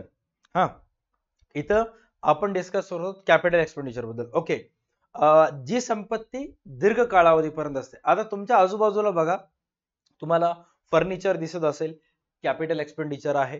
टीव्ही दिसत असेल, कॅपिटल एक्सपेंडिचर आहे. तुमच्या हातात जो मोबाईल आहे, लॅपटॉप आहे, पीसी आहे, तो सुद्धा कॅपिटल एक्सपेंडिचर आहे. तुमच्या घरातलं सोनं असेल, कॅपिटल एक्सपेंडिचर आहे. बँक बॅलन्स असेल, तो खर्च नाही का? कारण सोन्यावर तुम्ही पैसे दिलात तेव्हा तर ते सोनं आलेलं आहे. ओके, आता याच्या opposite revenue expenditure. Revenue expenditure म्हणजे काय, की तुम्ही पैसे खर्च करायला, बट तुम्हाला जो बेनिफिट होत आहे तो तात्पुरता फायदा होत आहे. तुम्हाला जो बेनिफिट व्हायलाय तो तात्पुरता फायदा व्हायलाय. मग अशा वेळेस त्याला काय म्हणायचं, रेव्हेन्यू एक्सपेंडिचर. उदाहरणार्थ, तुम्ही एखादी एक मूवी बघितली, राईट, 200 रुपये त्या मूवीचे तिकीट पेड केलं, त्या 200च्या बदल्यात तो मूवी थिएटरवाला फक्त तुम्हाला 2-2.5 तास ते 3 तास मूवी दाखवेल. लाईफ टाइम पर्यंत दाखवेल का? नाही. मग तो तुमच्यासाठी रेव्हेन्यू एक्सपेंडिचर आहे. तुम्ही तुमच्या बाईक मध्ये और कार मध्ये पेट्रोल और डिझेल टाकलं, तर ती कार किंवा ती बाईक जोपर्यंत पेट्रोल डिझेल आहे तोपर्यंत चालेल, त्याच्यानंतर चालेल का? नाही. मग तो कोणते एक्सपेंडिचर आहे? रेव्हेन्यू एक्सपेंडिचर आहे. तुमच्या हातामध्ये जो फोन आहे तो फोन कॅपिटल आहे, बट फोनचा जो रिचार्ज आहे तो काय? रेव्हेन्यू एक्सपेंडिचर आहे. तुम्ही ज्या रूम मध्ये बसलात किंवा जिथं लायब्ररी मध्ये बसलात तिथे भिंतीला एक वॉच दिसेल, तर ती वॉच कॅपिटल एक्सपेंडिचर आहे. त्यातला बॅटरी किंवा सेल कोणते एक्सपेंडिचर आहे? रेव्हेन्यू एक्सपेंडिचर आहे. तुमच्या व्यवसायात काम करणारा जो नोकरदार आहे त्याला मिळणारी पगार, तुम्ही ज्याला महिन्याला 30,000 देत असाल, तर त्या 30,000च्या बदल्यात तो फक्त 1 महिनाच काम करतो. लाईफ टाइम काम करेल का? नाही. मग 30,000 तुमच्यासाठी कोणते एक्सपेंडिचर आहेत? Revenue expenditure, right. खर्च केल्यामुळं तुम्हाला दीर्घकाळापर्यंत फायदा होत असेल तर ते कॅपिटल एक्सपेंडिचर आहे. खर्च केल्यामुळं तुम्हाला तात्पुरता फायदा होत असेल तर ते रेव्हेन्यू एक्सपेंडिचर आहे. त्याच्यानंतर नेक्स्ट आहे डेफर्ड रेव्हेन्यू एक्सपेंडिचर. सोपं आहे. आज पैसे खर्च करा आणि त्याचा फायदा 1 वर्षानंतर, 1.5 वर्षानंतर होणार असेल तर ते आज करण्यात येणारा खर्च हा डेफर्ड रेव्हेन्यू एक्सपेंडिचर आहे. उदाहरणार्थ, तुम्ही मागच्या वर्षी 2023 साली झालेला क्रिकेट वर्ल्ड कप तुम्ही व्यवस्थित बघत असाल. अनफॉर्च्युनेटली बॅड लक झालं, बट ते वर्ल्ड कपच्या दरम्यान महिंद्रा कंपनी मार्फत एक ऍडव्हर्टाइजमेंट रन करण्यात येत होती आणि त्याच्यामध्ये फक्त ना कोणी त्यांनी प्रोडक्टच हे करत होते, त्यांनी फक्त एवढंच सांगत होते की महिंद्रा कंपनी 2025 मध्ये ईव्ही सेगमेंट मध्ये उतरणार आहे. ईव्ही सेगमेंट मध्ये उतरणार म्हणजे काय, की आम्ही सुद्धा 2025 मध्ये इलेक्ट्रॉनिक व्हेकल रस्त्यावर आणणार आहोत. बट 2025 मध्ये गाड्या येणार आहेत, आतापासूनच ऍडव्हर्टाइजमेंट करत आहे. कारण आतापासूनच जर ऍडव्हर्टाइजमेंट केलं तर लोकांना इन फ्युचर मध्ये आयडिया येऊन जाईल. आता तुमच्यापैकी काही जण असतील की ज्यांना थार परचेस करायची आहे, ब्लॅक कलरची स्कॉर्पिओ परचेस करायचा आहे, त्यांच्यासारखे जे ग्राहक असतात, जे कंपनीशी एकनिष्ठ असतात, त्यांनी काय विचार करतील, यार 2025 मध्ये महिंद्रा सुद्धा ईव्ही सेगमेंट मध्ये येणार आहे, म्हणजे थार सुद्धा इलेक्ट्रॉनिक येईल. ईव्ही सेगमेंट मध्ये चार्जिंग वाली थार येईल किंवा ब्लॅक कलरची चार्जिंग वाली स्कॉर्पिओ येईल. मग कंपनीला त्याचा फायदा कधी होईल? 1 वर्षानंतर, राईट, 1-1.5 वर्षानंतर. त्याला म्हणतात deferred revenue expenditure. Mahindra EV segment मध्ये 2025 ला येणार आहे, बट खर्च आजपासून करत आहे, त्याला म्हणतात डेफर्ड रेव्हेन्यू एक्सपेंडिचर. त्याच्यानंतर आहे methods of recording accounting information. व्यवसायात होणारी जी अकाउंटिंग इन्फॉर्मेशन आहे ते रेकॉर्ड करण्याची पद्धत. सर्वात पहिला, अकाउंटिंग इन्फॉर्मेशन व्यवसायात रेकॉर्ड करण्याचे 2 पद्धती आहेत. कोणते कोणते? इंडियन सिस्टम आणि इंग्लिश सिस्टम. आता इंडियन सिस्टम मध्ये कोणते कोणते येतात? देशीनामा, महाजनी. आता भारतामध्ये जेव्हा इंग्रज आले, त्या इंग्रज येता येता इंग्लिश घेऊन आले. त्याच्या अगोदर सुद्धा भारतात व्यवसाय होत होते, राईट. आणि हे जे व्यवसाय आहेत हे सर्व भारतीय भाषेमध्ये होत होते. मराठी, हिंदी, गुजराती, कन्नड, राईट. आणि या भारतीय भाषेनुसार जे व्यवसायात होणाऱ्या व्यवहाराची नोंद करण्याची जी पद्धत होती याला म्हणतात इंडियन सिस्टम, देशीनामा सिस्टम किंवा महाजनी सिस्टम. ज्याच्यामध्ये भारतीय भाषेतील सर्व व्यवहार भारताच्या पारंपरिक भाषेमध्ये होत होते. आणि जो व्यक्ती हे सर्व व्यवहार रेकॉर्ड करत होता त्याला नाव देण्यात येत होतं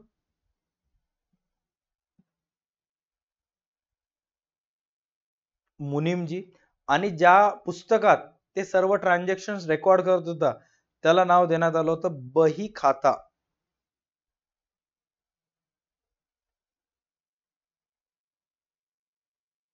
किंवा त्याला नाव देण्यात आलं होतं किर्द. बही खाता किंवा किर्द. इंडियन सिस्टम आणि देशीनामा सिस्टम म्हणजे काय? ज्या पद्धतीमध्ये व्यवसायातील व्यवहार भारतीय पारंपरिक लोकल भाषेमध्ये रेकॉर्ड करण्यात येतो, मराठी, हिंदी, उर्दू, गुजराती मध्ये. आणि जो व्यक्ती तो करत होता त्याला काय म्हणायचं? मुनीमजी. कोणत्या पुस्तकात रेकॉर्ड करायचा? बही खाता किंवा किर्द. त्याच्यानंतर नेक्स्ट आहे इंग्लिश सिस्टम. नेक्स्ट काय देण्यात आलेला आहे? English system. आता इंग्लिश सिस्टम मध्ये दोन प्रकार पडतात. कोणते कोणते दोन प्रकार पडतात इंग्लिश सिस्टम मध्ये? पहिला प्रकार आहे सिंगल एंट्री सिस्टम आणि दुसरा आहे डबल एंट्री सिस्टम. आता काही काही व्यावसायिक असे असतात की जे अकाउंटिंग म्हणजे नफा तोटा तर त्यांना जाणून घ्यायचा आहे पण मोठ्या प्रमाणावर पैसे खर्च करण्याची तयारी नसते. तुमच्या व्यवसायात जर ऍक्युरेट नफा तोटा जर जाणून घ्यायचा असेल तर तुम्हाला डबल एंट्री सिस्टम नुसार अकाउंटिंग मेंटेन करावं लागते. आणि तुम्हाला जर नफा तोटा जाणून घ्यायचा आहे बट तुमच्याजवळ पैसे नाही, आता ऍक्युरेट नफा तोटा जाणून घ्यायचा असेल तर तुम्हाला तुमच्या व्यवसायात अकाउंटंटची नियुक्ती करावी लागते, सीएमए सीएस ची नियुक्ती करावी लागते किंवा सीए ची नियुक्ती करावी लागते. To hire a CA is not a cheap, costly असते. एका सीए ला जर तुमच्या व्यवसायात आणायचा असेल तर तुम्हाला त्याला 10 लाख 15 लाख सॅलरी द्यावी लागते. तेव्हा कुठं तो येऊन अकाउंटिंग वगैरे करतो. म्हणजे डबल एंट्री सिस्टम नुसार अकाउंटिंग करायचं असेल तर मोठ्या प्रमाणावर लागते. आणि भारतामध्ये 75% पेक्षा जास्त व्यावसायिक आज लो कॅपिटल आहे, ज्यांच्याजवळ भांडवल कमी आहे. मग अशा वेळेस ते काय करतात? सिंगल एंट्री सिस्टम नुसार व्यवहार करत असतात, राईट. किंवा एखादा एक रस्त्यावर चालणारा वेंडर असेल, रस्त्यावर वस्तूची विक्री करणारा छोटा दुकानदार असेल ज्याच्याजवळ जास्त माणसं हाताखाली नसतात, तो एकटाच दुकानामध्ये सर्व व्यवहार करत असतो. अशा वेळेस तो सिंगल एंट्री सिस्टम नुसार अकाउंटिंग मेंटेन करत असतो, ज्याच्यामध्ये फक्त तो कॅश आणि पर्सनल ट्रान्झॅक्शनचेच रेकॉर्ड करत असतो. आणि या पद्धतीनुसार निघणारे सर्व व्यवहार किंवा निघणारा प्रॉफिट लॉस हा अनसायंटिफिक असतो, म्हणजे ऍक्युरेट नसतो. बट तुम्ही जर तुमच्या व्यवसायात एका सीए ची नियुक्ती केलीत तर तो सीए प्रत्येक ट्रान्झॅक्शन डबल एंट्री सिस्टम नुसार चेक करत असतो, प्रत्येक ट्रान्झॅक्शनचे दोन बाजू चेक करत असतो. त्यामुळे ह्या पद्धतीनुसार जे अकाउंटिंग निघाली, राईट, डबल एंट्री सिस्टम नुसार त्या मेथड नुसार निघणारा प्रॉफिट लॉस कसा असतो? ऍक्युरेट असतो, राईट. याच्याबद्दल जास्त डिस्कशन आपल्याला डबल एंट्री सिस्टम नावाचं एक चॅप्टर आहे त्याच्यामध्ये करायचं आहे. त्याच्यानंतर क्लासिफिकेशन ऑफ अकाउंट्स. आता क्लासिफिकेशन ऑफ अकाउंट्स म्हणजेच काय? अकाउंटची जी आहे ते विभागणी करण्यात आलेला आहे. सर्वात पहिले तुम्हाला जर कोणी विचारलं अकाउंटचे किती प्रकार पडतात तर सांगायचं अकाउंटचे दोन प्रकार पडतात. कोणते कोणते दोन प्रकार आहेत? सर्वात पहिला एक पर्सनल अकाउंट्स आणि दुसरा आहे इम्पर्सनल अकाउंट्स. आता पर्सनल अकाउंट्स मध्ये काय? पर्सनल अकाउंट्स मध्ये आपला व्यवसाय जेव्हा, नीट लक्ष द्या, आपले व्यवसाय जेव्हा एका जिवंत व्यक्तीसोबत, एखाद्या संस्थेसोबत किंवा एखाद्या व्यक्ती समूहासोबत व्यवसाय करत असते त्याला पर्सनल अकाउंटचे नियम लागू होतात. उदाहरणार्थ कोणताही एक सुनीता असेल, अशोक असेल, सुहास असेल, या तिघांसोबत जर आपल्या व्यवसायाने काही व्यवहार केला, सुनीताकडून 5,000 चे वस्तू खरेदी केले, अशोकला 3,000 चे वस्तू विकले, सुहास नावाच्या व्यक्तीला 15,000 रुपये आपल्या व्यवसायाने दिलं, तर हे नॅचरल पर्सनल अकाउंट मध्ये येतात. नॅचरल पर्सनल अकाउंट म्हणजेच काय, जिवंत व्यक्तीसोबत जेव्हा जेव्हा आपले व्यवसाय जिवंत व्यक्तीसोबत व्यवहार करतो त्यांचा समावेश नॅचरल पर्सनल अकाउंट मध्ये होतो. कधी कधी आपला व्यवसाय एका संस्थेसोबत व्यवहार करत असतो, बँकेसोबत किंवा आर्टिफिशियल पर्सन, जसं की आता प्रसाद दाशेटवा, म्हणजे प्रसाद म्हणजे माझं नाव आहे, बरोबर आहे, मी एक नॅचरल पर्सनल अकाउंट मध्ये येतो. बट तुम्ही जर DA2 अकॅडमी सोबत व्यवहार करत असाल तर ते कशामध्ये येते, आर्टिफिशियल पर्सन येते. Person created by law. DA2 academy हा कोणता व्यक्ती नाही किंवा सारथी एज्युकेशन कोणता व्यक्ती नाही, त्याला आर्टिफिशियल बनवण्यात आलेला आहे. All right, artificial person accountant, artificial personal account. त्याच्यानंतर आहे रिप्रेझेंटेटिव्ह पर्सनल अकाउंट. आता रिप्रेझेंटेटिव्ह पर्सनल अकाउंट म्हणजे थोडक्यात आपल्या व्यवसायात, ओके, आपल्या व्यवसायात 800 लोक कर्मचारी कामगार आहेत, ज्यांना तुम्ही 800 लोकांना या महिन्याची सॅलरी देणं बाकी आहात, राईट. तर तो 800 लोकांचा जो समूह आहे तुमच्या व्यवसायासाठी रिप्रेझेंटेटिव्ह पर्सनल अकाउंट आहे. जिवंत व्यक्ती आहेत बट एक नाही, अनेक व्यक्तींचा समूह आहे, त्यामुळे ते कशामध्ये येतात, रिप्रेझेंटेटिव्ह पर्सनल अकाउंट्स मध्ये येत असतात. त्याच्यानंतर नेक्स्ट आहे इम्पर्सनल. आता इम्पर्सनल मध्ये नीट लक्ष द्या, इम्पर्सनल मध्ये, अरे यार, इम्पर्सनल मध्ये दोन प्रकार पडतात. कोणते कोणते दोन, एक रिअल अकाउंट आणि एक नॉमिनल अकाउंट. आता रिअल अकाउंट म्हणजे काय, की जेव्हा जेव्हा व्यवसाय संपत्तीची खरेदी विक्री करते, व्यवसायात संपत्ती येत असते, व्यवसायातून संपत्ती जात असते, त्या सर्व व्यवहाराची नोंद रिअल अकाउंट मध्ये करण्यात येते. नॉमिनल अकाउंट म्हणजे काय, की ज्या ज्या वेळेस आपल्या व्यवसायाला एक्सपेन्सेस होतात, लॉसेस होतात, इन्कम होतात, गेन्स होतात, राईट, त्या सर्व व्यवहाराची नोंद नॉमिनल अकाउंट्स मध्ये करण्यात येते, राईट. आता इन्कम आणि एक्सपेन्सेस कोणते कोणते आहेत किंवा चेक करा. जसं स्टेशनरीवर केलेला खर्च, काही वस्तूची खरेदी केला असाल किंवा ऍडव्हर्टाइजमेंट केला असाल तरी आपल्या व्यवसायाला होणारे सर्व एक्सपेन्सेस आणि लॉसेस आहेत. त्याचबरोबर आपल्या व्यवसायाला इंटरेस्ट रिसिव्ड झाला, व्याजाची प्राप्ती झाली, डिस्काउंट प्राप्त झालं तर त्याला म्हणतात इन्कम अँड गेन्स. थोडक्यात सांगायचं तर शॉर्ट मध्ये याच्याबद्दल डिस्कशन इन फ्युचर मध्ये होणारच आहे, बट आजच्या ह्या क्लासमध्ये शॉर्ट मध्ये जर सांगायचं असेल तर एक्झाम मध्ये तुम्हाला प्रश्न येते, Sunita account is a example of dot dot dot. खाली जर ऑप्शन्स असतील natural personal account, artificial personal account, representative personal account, तर आन्सर तुम्हाला काय लिहायचं आहे, नॅचरल पर्सनल अकाउंट. तुम्हाला एक्झाम मध्ये विचारू शकते, Pune municipal corporation is a example of dot dot dot. Option असतात ABC, none of above. Answer काय लिहायचं तुम्हाला, artificial personal account, right. Bank of India artificial personal account आहे. क्रेडिटर्स, डेटर्स, तुमच्या व्यवसाय तुम्ही लोकांना पैसे देणं बाकी आहेत त्या लोकांचा समूह तुमच्यासाठी काय असतो, रिप्रेझेंटेटिव्ह पर्सनल अकाउंट असतो. त्याच्यानंतर व्यवसायात असणारे सर्व संपत्ती कशामध्ये येते, रिअल अकाउंट मध्ये. उदाहरणार्थ चेक करा, इथे काय सांगण्यात आलेलं आहे की कम्प्युटर, कॅश, मशिनरी हे सर्व कशाचे एक्झाम्पल्स आहेत, रिअल अकाउंटचे एक्झाम्पल्स आहेत. All right, done. आता सर्वात लास्ट 29व, ज्याच्यामध्ये जवळपास 25 पॉइंट्स आपल्याला कव्हर करायचे आहेत, ओके. बट या सर्वांचे आन्सर्स तुम्हाला, आता जेवढेही स्टुडंट हा प्रीमियर लाईव्ह पाहत आहेत, 5, 10, 15, 20, 25 किती, ओके, त्यांना आन्सर द्यायचंय. आन्सर देत असताना एक तर त्यांचा आन्सर असेल ऍसेट्स,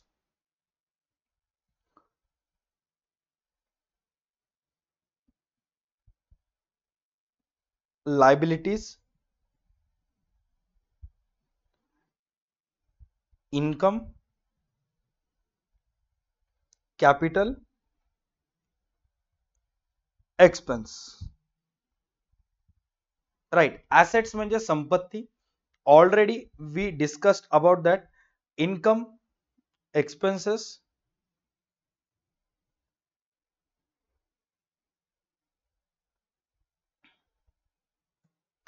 राईट. आता तुम्हाला आन्सर जे आहे हे वरच्या 5 पैकी मला द्यायचं आहे, ओके. सर्वात पहिला लँड अँड बिल्डिंग. आपल्या व्यवसायाजवळ जमीन आहे, इमारत आहे, तर ती आपल्या व्यवसायासाठी का असते? तुम्हाला वाटत असेल सर आपल्या व्यवसायामध्ये जमीन बिल्डिंग आहे ते तुम्हाला ऍसेट वाटत असेल तर कमेंट मध्ये तुम्ही ऍसेट लिहू शकता. लॅबिलिटीज असेल तर लॅबिलिटीज, इन्कम असेल तर इन्कम, कॅपिटल असेल तर कॅपिटल, एक्सपेन्सेस असेल तर एक्सपेन्सेस म्हणजेच काय खर्च. आपल्या व्यवसायामध्ये लँड आहे, बिल्डिंग आहे, मग ते आपल्या व्यवसायासाठी काय असेल सर? ते आपल्या व्यवसायासाठी असेल assets. Right. Next question, interest received. तुमच्या व्यवसायाला कोणीतरी व्याजाची रक्कम आणून दिली, म्हणजे तुम्ही कोणाला तरी 5 लाख रुपये दिलात, त्याच्यावर 3 रुपये शेकडा, तो 15,000 रुपये तुम्हाला व्याज आणून दिला, तर ते 15,000 रुपये तुमच्यासाठी काय आहेत? ऍसेट्स आहेत, लॅबिलिटीज आहेत, इन्कम आहेत, कॅपिटल आहेत का एक्सपेन्सेस आहेत? अकाउंट्स मध्ये कन्सेप्ट माहित होजेपर्यंत स्ट्रगल आहे. एकदा तुम्हाला कन्सेप्ट माहित झाले मग तुमच्या एवढं भारी माणूस कोणीच नाही. आणि जर 468 मध्ये यायचं असेल तर सुरुवात इथूनच आहे boss. Interest received. Sir interest received आपल्यासाठी आहे इन्कम. कमेंट्स मध्ये जेवढेही स्टुडंट्स हा व्हिडिओ पाहत आहेत त्यांनी कमेंट करायचं आहे इन्कम. राईट. ज्यांचं बरोबर आलं बेस्ट, व्हेरी गुड. ज्यांचं चुकलं मुळे मुळे झालं त्यांचं. हा, त्याच्यानंतर नेक्स्ट कम्प्युटर. कम्प्युटर आपल्या व्यवसायासाठी काय आहे? आता विचार करायचं, कम्प्युटरवर खर्च केला आपण, दीर्घकाळापर्यंत फायदा प्राप्त होलाय का? Yes sir. कम्प्युटरचा वापर करून किती सारे गोष्टी तुम्ही करू शकता दीर्घकाळापर्यंत. राईट. मग ते तुमच्यासाठी काय आहे? कॅपिटल एक्सपेंडिचर आहे. म्हणजेच काय सर? कम्प्युटर सुद्धा आपल्यासाठी काय? Assets. Right. Next sundry creditors. Sundry creditors म्हणजेच काय की आपला व्यवसाय पैसे देणं बाकी आहे. राईट. ज्या लोकांना आपण पैसे देणं बाकी असतात ते कशामध्ये येतात? लायबिलिटीज. आन्सर काय? Liabilities means L. Liabilities L. त्यानंतर बिल्स रिसिवेबल. बिल्स रिसिवेबल म्हणजे काय? एक माणूस आला तुमच्या व्यवसायात, 50,000ची वस्तू घेऊन गेलं आणि हा त्याचं बिल आहे. हा 50,000 रुपयाचं बिल आहे. या बिलाचे तुम्हाला 50,000 रुपये येणं बाकी आहेत. राईट. तर ह्या बिलाला म्हणतात बिल्स रिसिवेबल. तुमच्यासाठी काय आहे? व्हिडिओमध्ये सांगितलं होतं, हा आपल्यासाठी ऍसेट्स आहे. स्पेसिफाय करायचं असेल कोणत्या ऍसेट्स, तर हा आपल्यासाठी आहे current assets, bills receivable assets. त्याच्यानंतर डिस्काउंट अलाउड. कमेंट करा फटाफट. एक्झॅक्ट डिस्काउंट अलाउड तुमच्या व्यवसायासाठी काय आहे? डिस्काउंट अलाउड म्हणजे काय? वस्तू विकलात, 100 रुपयाची वस्तू 80 रुपयाला विकलात, तर ते 20 रुपये तुमच्यासाठी डिस्काउंट आहे. मग ते 20 रुपयामुळे तुमच्या व्यवसायाला काय झालं? ऍसेट झालं, लॅबिलिटी झालं, इन्कम झालं, कॅपिटल झालं का एक्सपेन्स झालं? सर ते डिस्काउंट दिल्यामुळं 20 रुपये आपल्यासाठी खर्च झाला, त्याला म्हणतात discount allowed expense. Right. Later sundry debtors. Sundry debtors म्हणजे काय? तुमच्या व्यवसायाला पैसे येणं बाकी आहेत. आपल्या व्यवसायाला पैसे येणं बाकी आहेत. राईट. मग ते पैसे आपल्यासाठी काय आहेत? काय वाटतं कमेंट सेक्शन? फटाफट कमेंट करा. आपल्या व्यवसायाला पैसे येणं बाकी आहेत.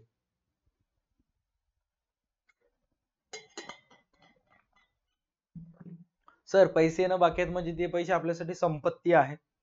आन्सर येईल assets. Correct. Goodwill. Goodwill already सांगितलेलं आहे. गुडविल म्हणजेच काय? इंटेंजिबल ऍसेट आहे. कशामध्ये येईल? ऍसेट्स. फ्रेट. फ्रेट म्हणजे काय सांगतो.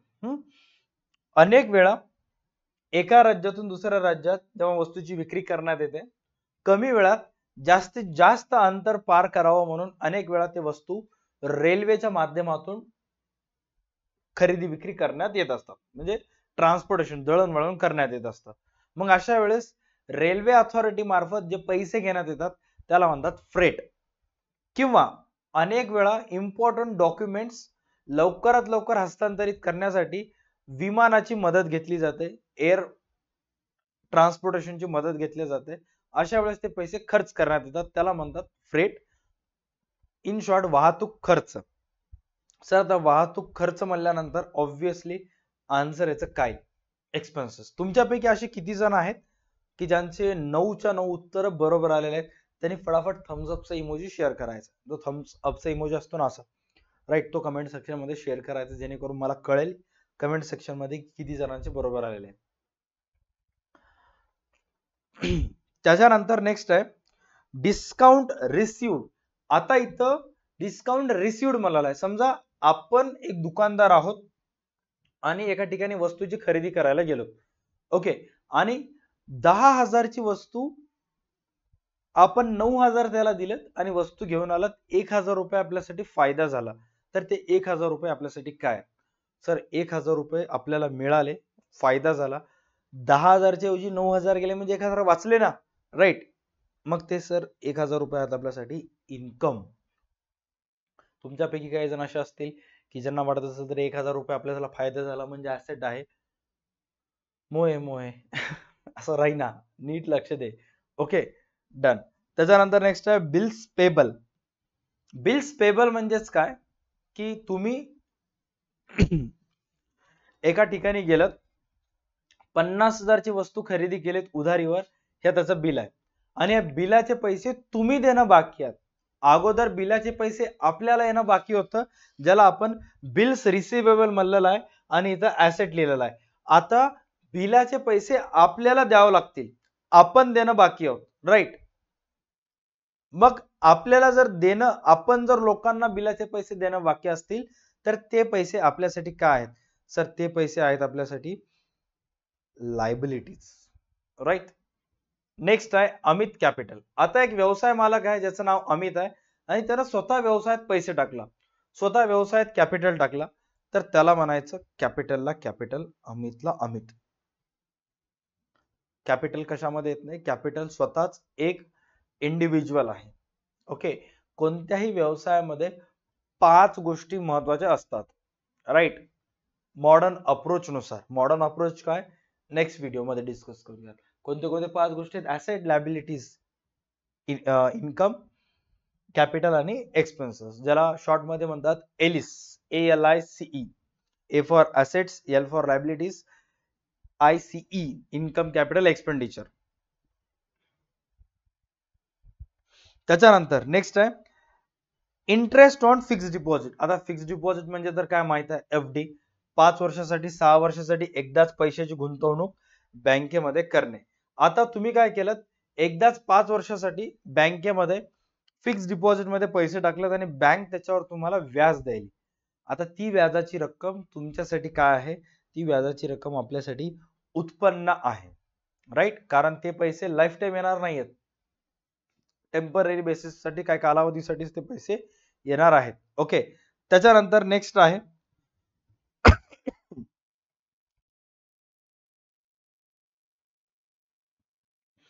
Bank overdraft. बँक ओव्हरड्राफ्ट म्हणजे काय सांगतो, बँक ओव्हरड्राफ्ट ही फॅसिलिटी दुकानदारांना देण्यात येते. आता याच्यानंतर जो आपल्याला टॉपिक बघायचा आहे, टाइप्स ऑफ बँक अकाउंट बघायचा आहे, जे की तुमच्यापैकी मॅक्सिमम जणांना GA मध्ये ऑलरेडी, सॉरी, जे GK मध्ये झाला असेल, जनरल नॉलेज मध्ये झालेला असेल. ओके, तर बँक ओव्हरड्राफ्ट म्हणजे काय, जे की करंट अकाउंट होल्डर्सला फॅसिलिटी देण्यात येते. तुमच्या बँकेच्या करंट अकाउंट मध्ये 5 लाख आहेत, अर्जंट मध्ये तुम्हाला 7 लाखाचा RTGS करायचा आहे, अर्जंट मध्ये एकाला पेमेंट करायचं आहे आणि मग तुम्हाला रिअलाइज झालं की आपल्याला 7 लाखाची पेमेंट करायचं अकाउंट मध्ये तर 5 लाखच आहेत. मग अशा वेळेस बँकेला तुम्ही जेव्हा रिक्वेस्ट करता, बँक काय करते, ज्या लोकांच्या अकाउंट मध्ये 7 लाख तुम्हाला ट्रान्सफर करायचे, त्या लोकांना तुमच्या अकाउंट मधले 5 लाख आणि बँकेच्या स्वतःच्या अकाउंट मधले 2 लाख रुपये बँक त्यांना टाकून टाकते. मग अशा वेळेस दुसऱ्या दिवशी तुमचं बँक अकाउंट क्रेडिट बॅलन्स दाखवत असते. का?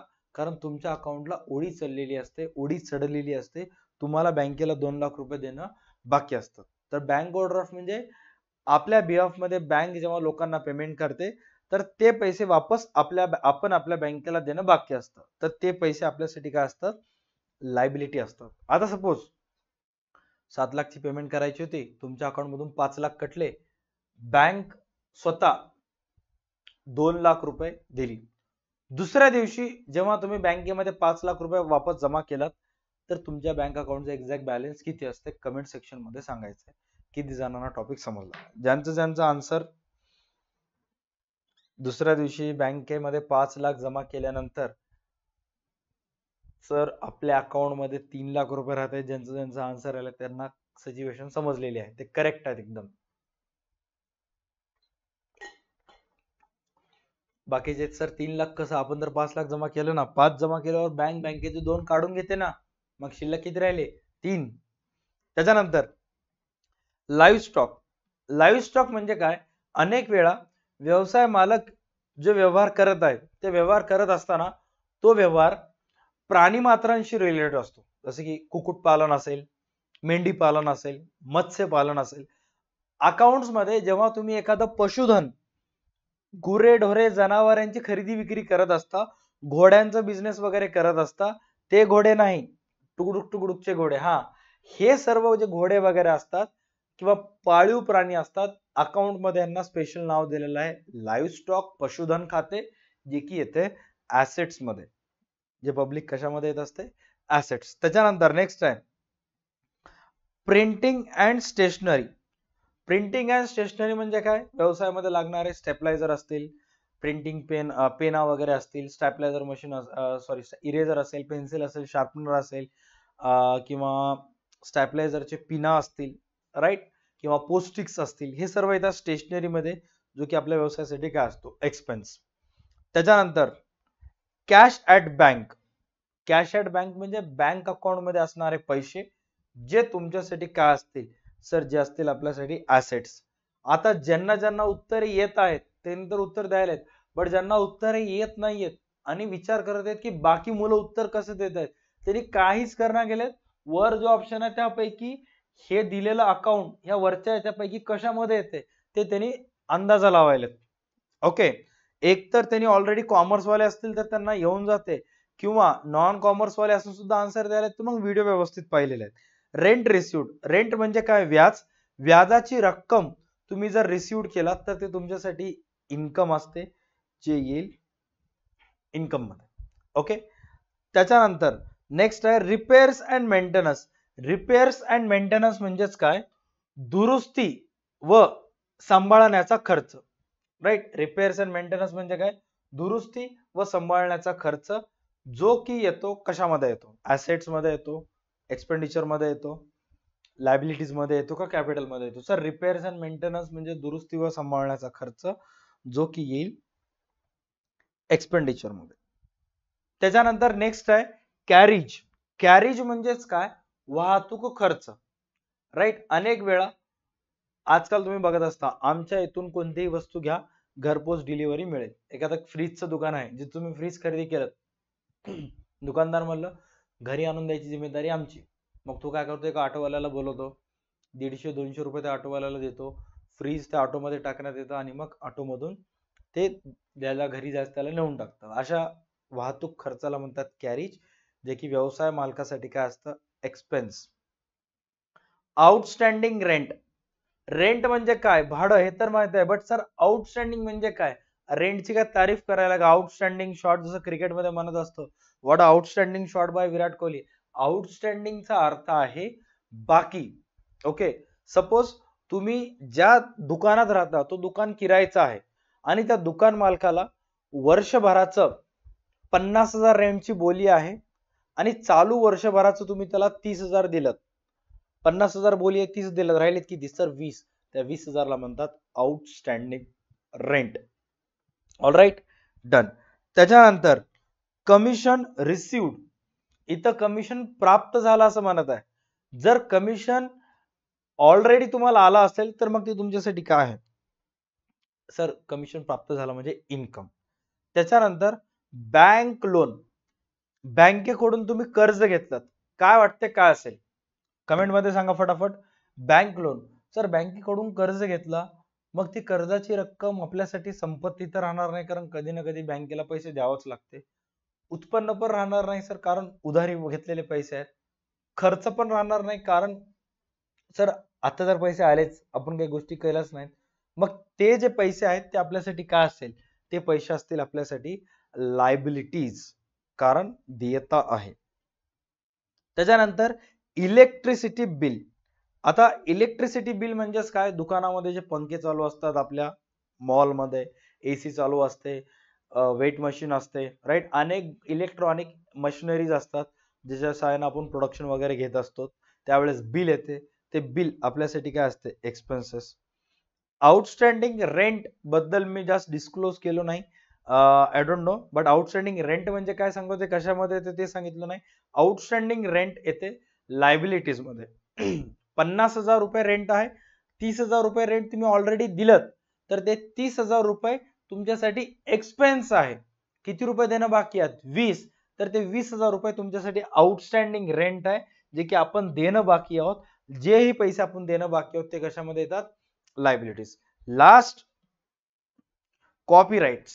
कॉपीराइट्स कशामध्ये येतात, फटाफट कमेंट करायचं आहे. कॉपीराइट कशामध्ये येते, कॉपीराइट येते सर ऍसेट्स मध्ये, right. On an average video चालू होऊन जवळपास 1 तास 20-25 मिनिटं झालेले आहेत. This was the first lecture on this YouTube channel about professional knowledge. MSCB ची जागा निघाल्या आहेत त्याच्याबद्दल. ऑल राईट, या 1.5 तासाच्या लेक्चर मध्ये भलेही तुम्ही माझा कोर्स जॉईन करा न करा, त्याची गरज नाही, बट या 1.5 तासाच्या लेक्चर मध्ये कुठं ना कुठं तुम्हाला फायदा झाला असेल तर नक्की व्हिडिओला लाईक करायचा आहे आणि कमेंटमध्ये थँक्यू म्हणायला विसरायचं नाही. कारण तुम्ही जर पहिल्या व्हिडिओला कुठं ना कुठं रिस्पॉन्स दाखवला तर मग इथून पुढचे व्हिडिओज करण्याची प्रेरणा, मोटिवेशन मला मिळते. अदरवाईज मग मी पण कुठं ना कुठं हे होऊन जाईल. आणि तुमच्या एका कमेंटमुळं तुमचं काही डाटा जास्त जात नसेल, पण माझ्यासारख्या जे सक्सेससाठी धडपडणारे किंवा मेहनत करून पुढे जाणारे जे टीचर्स असतील, मी पण तुमच्यातलाच एक आहे. ओके, जे अपकमिंग एडटेक प्लॅटफॉर्म मध्ये जे स्वतःचं नाव कमवण्यासाठी धडपड करणारे टीचर्स असतील, त्यांना कुठं ना कुठं प्रेरणा मिळत असते, राईट. तसे तुकाराम महाराजांनी सांगितलेलेच आहे, एकमेकास सहाय्य करू अवघे धरू सुपंत. एक्झॅक्ट मला माहित नाही कोणी सांगितलेलं आहे, बट मी त्यांचं नाव हे केलेलं आहे. तसं तुम्ही पण मला सपोर्ट करा, मी पण तुम्हाला सपोर्ट करेनच. ओके, हा फर्स्ट लेक्चर होता. आणि at the end of the video आता आपल्याला डिस्कस करायचं आहे की या महावितरण भरतीची जी बॅच आपण लॉन्च करत आहोत त्याची एक्झॅक्ट फी काय असणार आहे, काय त्याच्यामध्ये सर्व गोष्टी आपल्याला डिस्कस करायच्या. आता जेवढेही स्टुडंट्स ही एक्झाम देणार आहेत ते काय लहान नाहीत, सगळ्यांचं ग्रॅज्युएशन कम्प्लीट झालेलं आहे.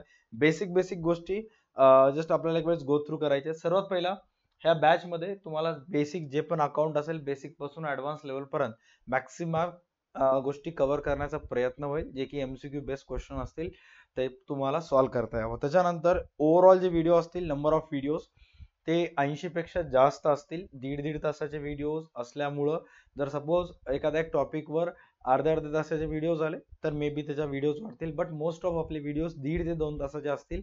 त्यामुळं 80+ व्हिडिओज मध्ये ओव्हरऑल सब्जेक्ट कव्हर होऊन जाईल. त्यानंतर प्रत्येक टॉपिकचे जे नोट्स असतील, इम्पॉर्टंट MCQ असतील किंवा नोट्स असतील, ते लगेच तुम्हाला त्या क्लास झाल्यानंतर त्या पर्टिक्युलर लेक्चरच्या फोल्डरमध्ये तुम्हाला तिथं अवेलेबल होऊन जातील. त्याच्यानंतर व्ह्यूज, नंबर ऑफ व्ह्यूज जे असतील ते तुम्हाला एक व्हिडिओ 5 वेळेस पाहता येईल. सहसा मी अशा पद्धतीने विद्यार्थ्यांना शिकवत असतो की 5 वेळेस व्हिडिओज बघायची वेळ सुद्धा येत नाही. मॅक्स टू मॅक्स 2 व्ह्यूज मध्ये सर्व गोष्टी कव्हर होऊन जातात. त्यातल्या त्यात जर तुम्हाला हव्या असतील तर तुम्ही 5 व्ह्यूज घेऊ शकता. ओके, त्याच्यानंतर ओव्हरऑल जी बॅचची जी व्हॅलिडिटी आहे ते 6 महिन्यापर्यंत असेल. ह्याच्यातले व्हिडिओ 6 महिने तुम्हाला एक्सप्लोर करता येतील.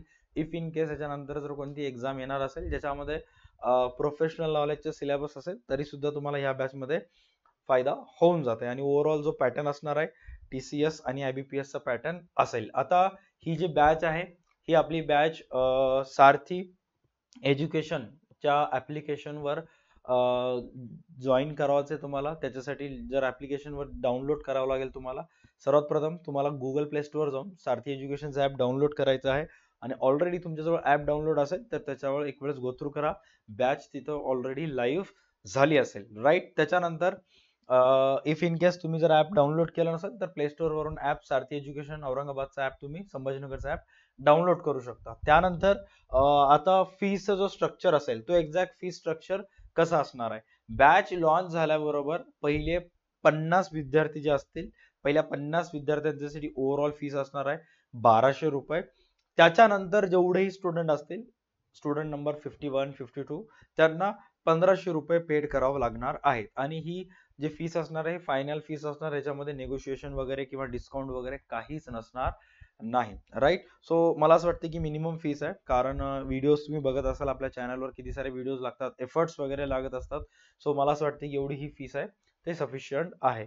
सो टाइम वेस्ट न करता फटाफट हा जेव्हा फर्स्ट डेमो लेक्चरचा व्हिडिओ युट्यूबवर अपलोड झालेला असेल तर लगेच तुमच्यापैकी मॅक्सिमम जणांना बॅच ऍप्लिकेशनवर लाईव्ह झालेली दिसेल, तर फटाफट ऍप्लिकेशन डाउनलोड करायचं केलं नसेल तर त्या ऍप्लिकेशनची लिंक व्हिडिओच्या डिस्क्रिप्शन मध्ये आहे, तिथून तुम्ही बॅच जॉईन करू शकता. राईट. आय होप आजच्या व्हिडिओमध्ये एवढंच डिस्कशन करूयात. भेटूयात लेक्चर नंबर 2 मध्ये. आणखी काही गोष्टी आपण त्याबद्दल डिस्कस करणार आहोत. ओके, चला ta-ta bye, take care, stay connected. भेटूयात नेक्स्ट व्हिडिओमध्ये.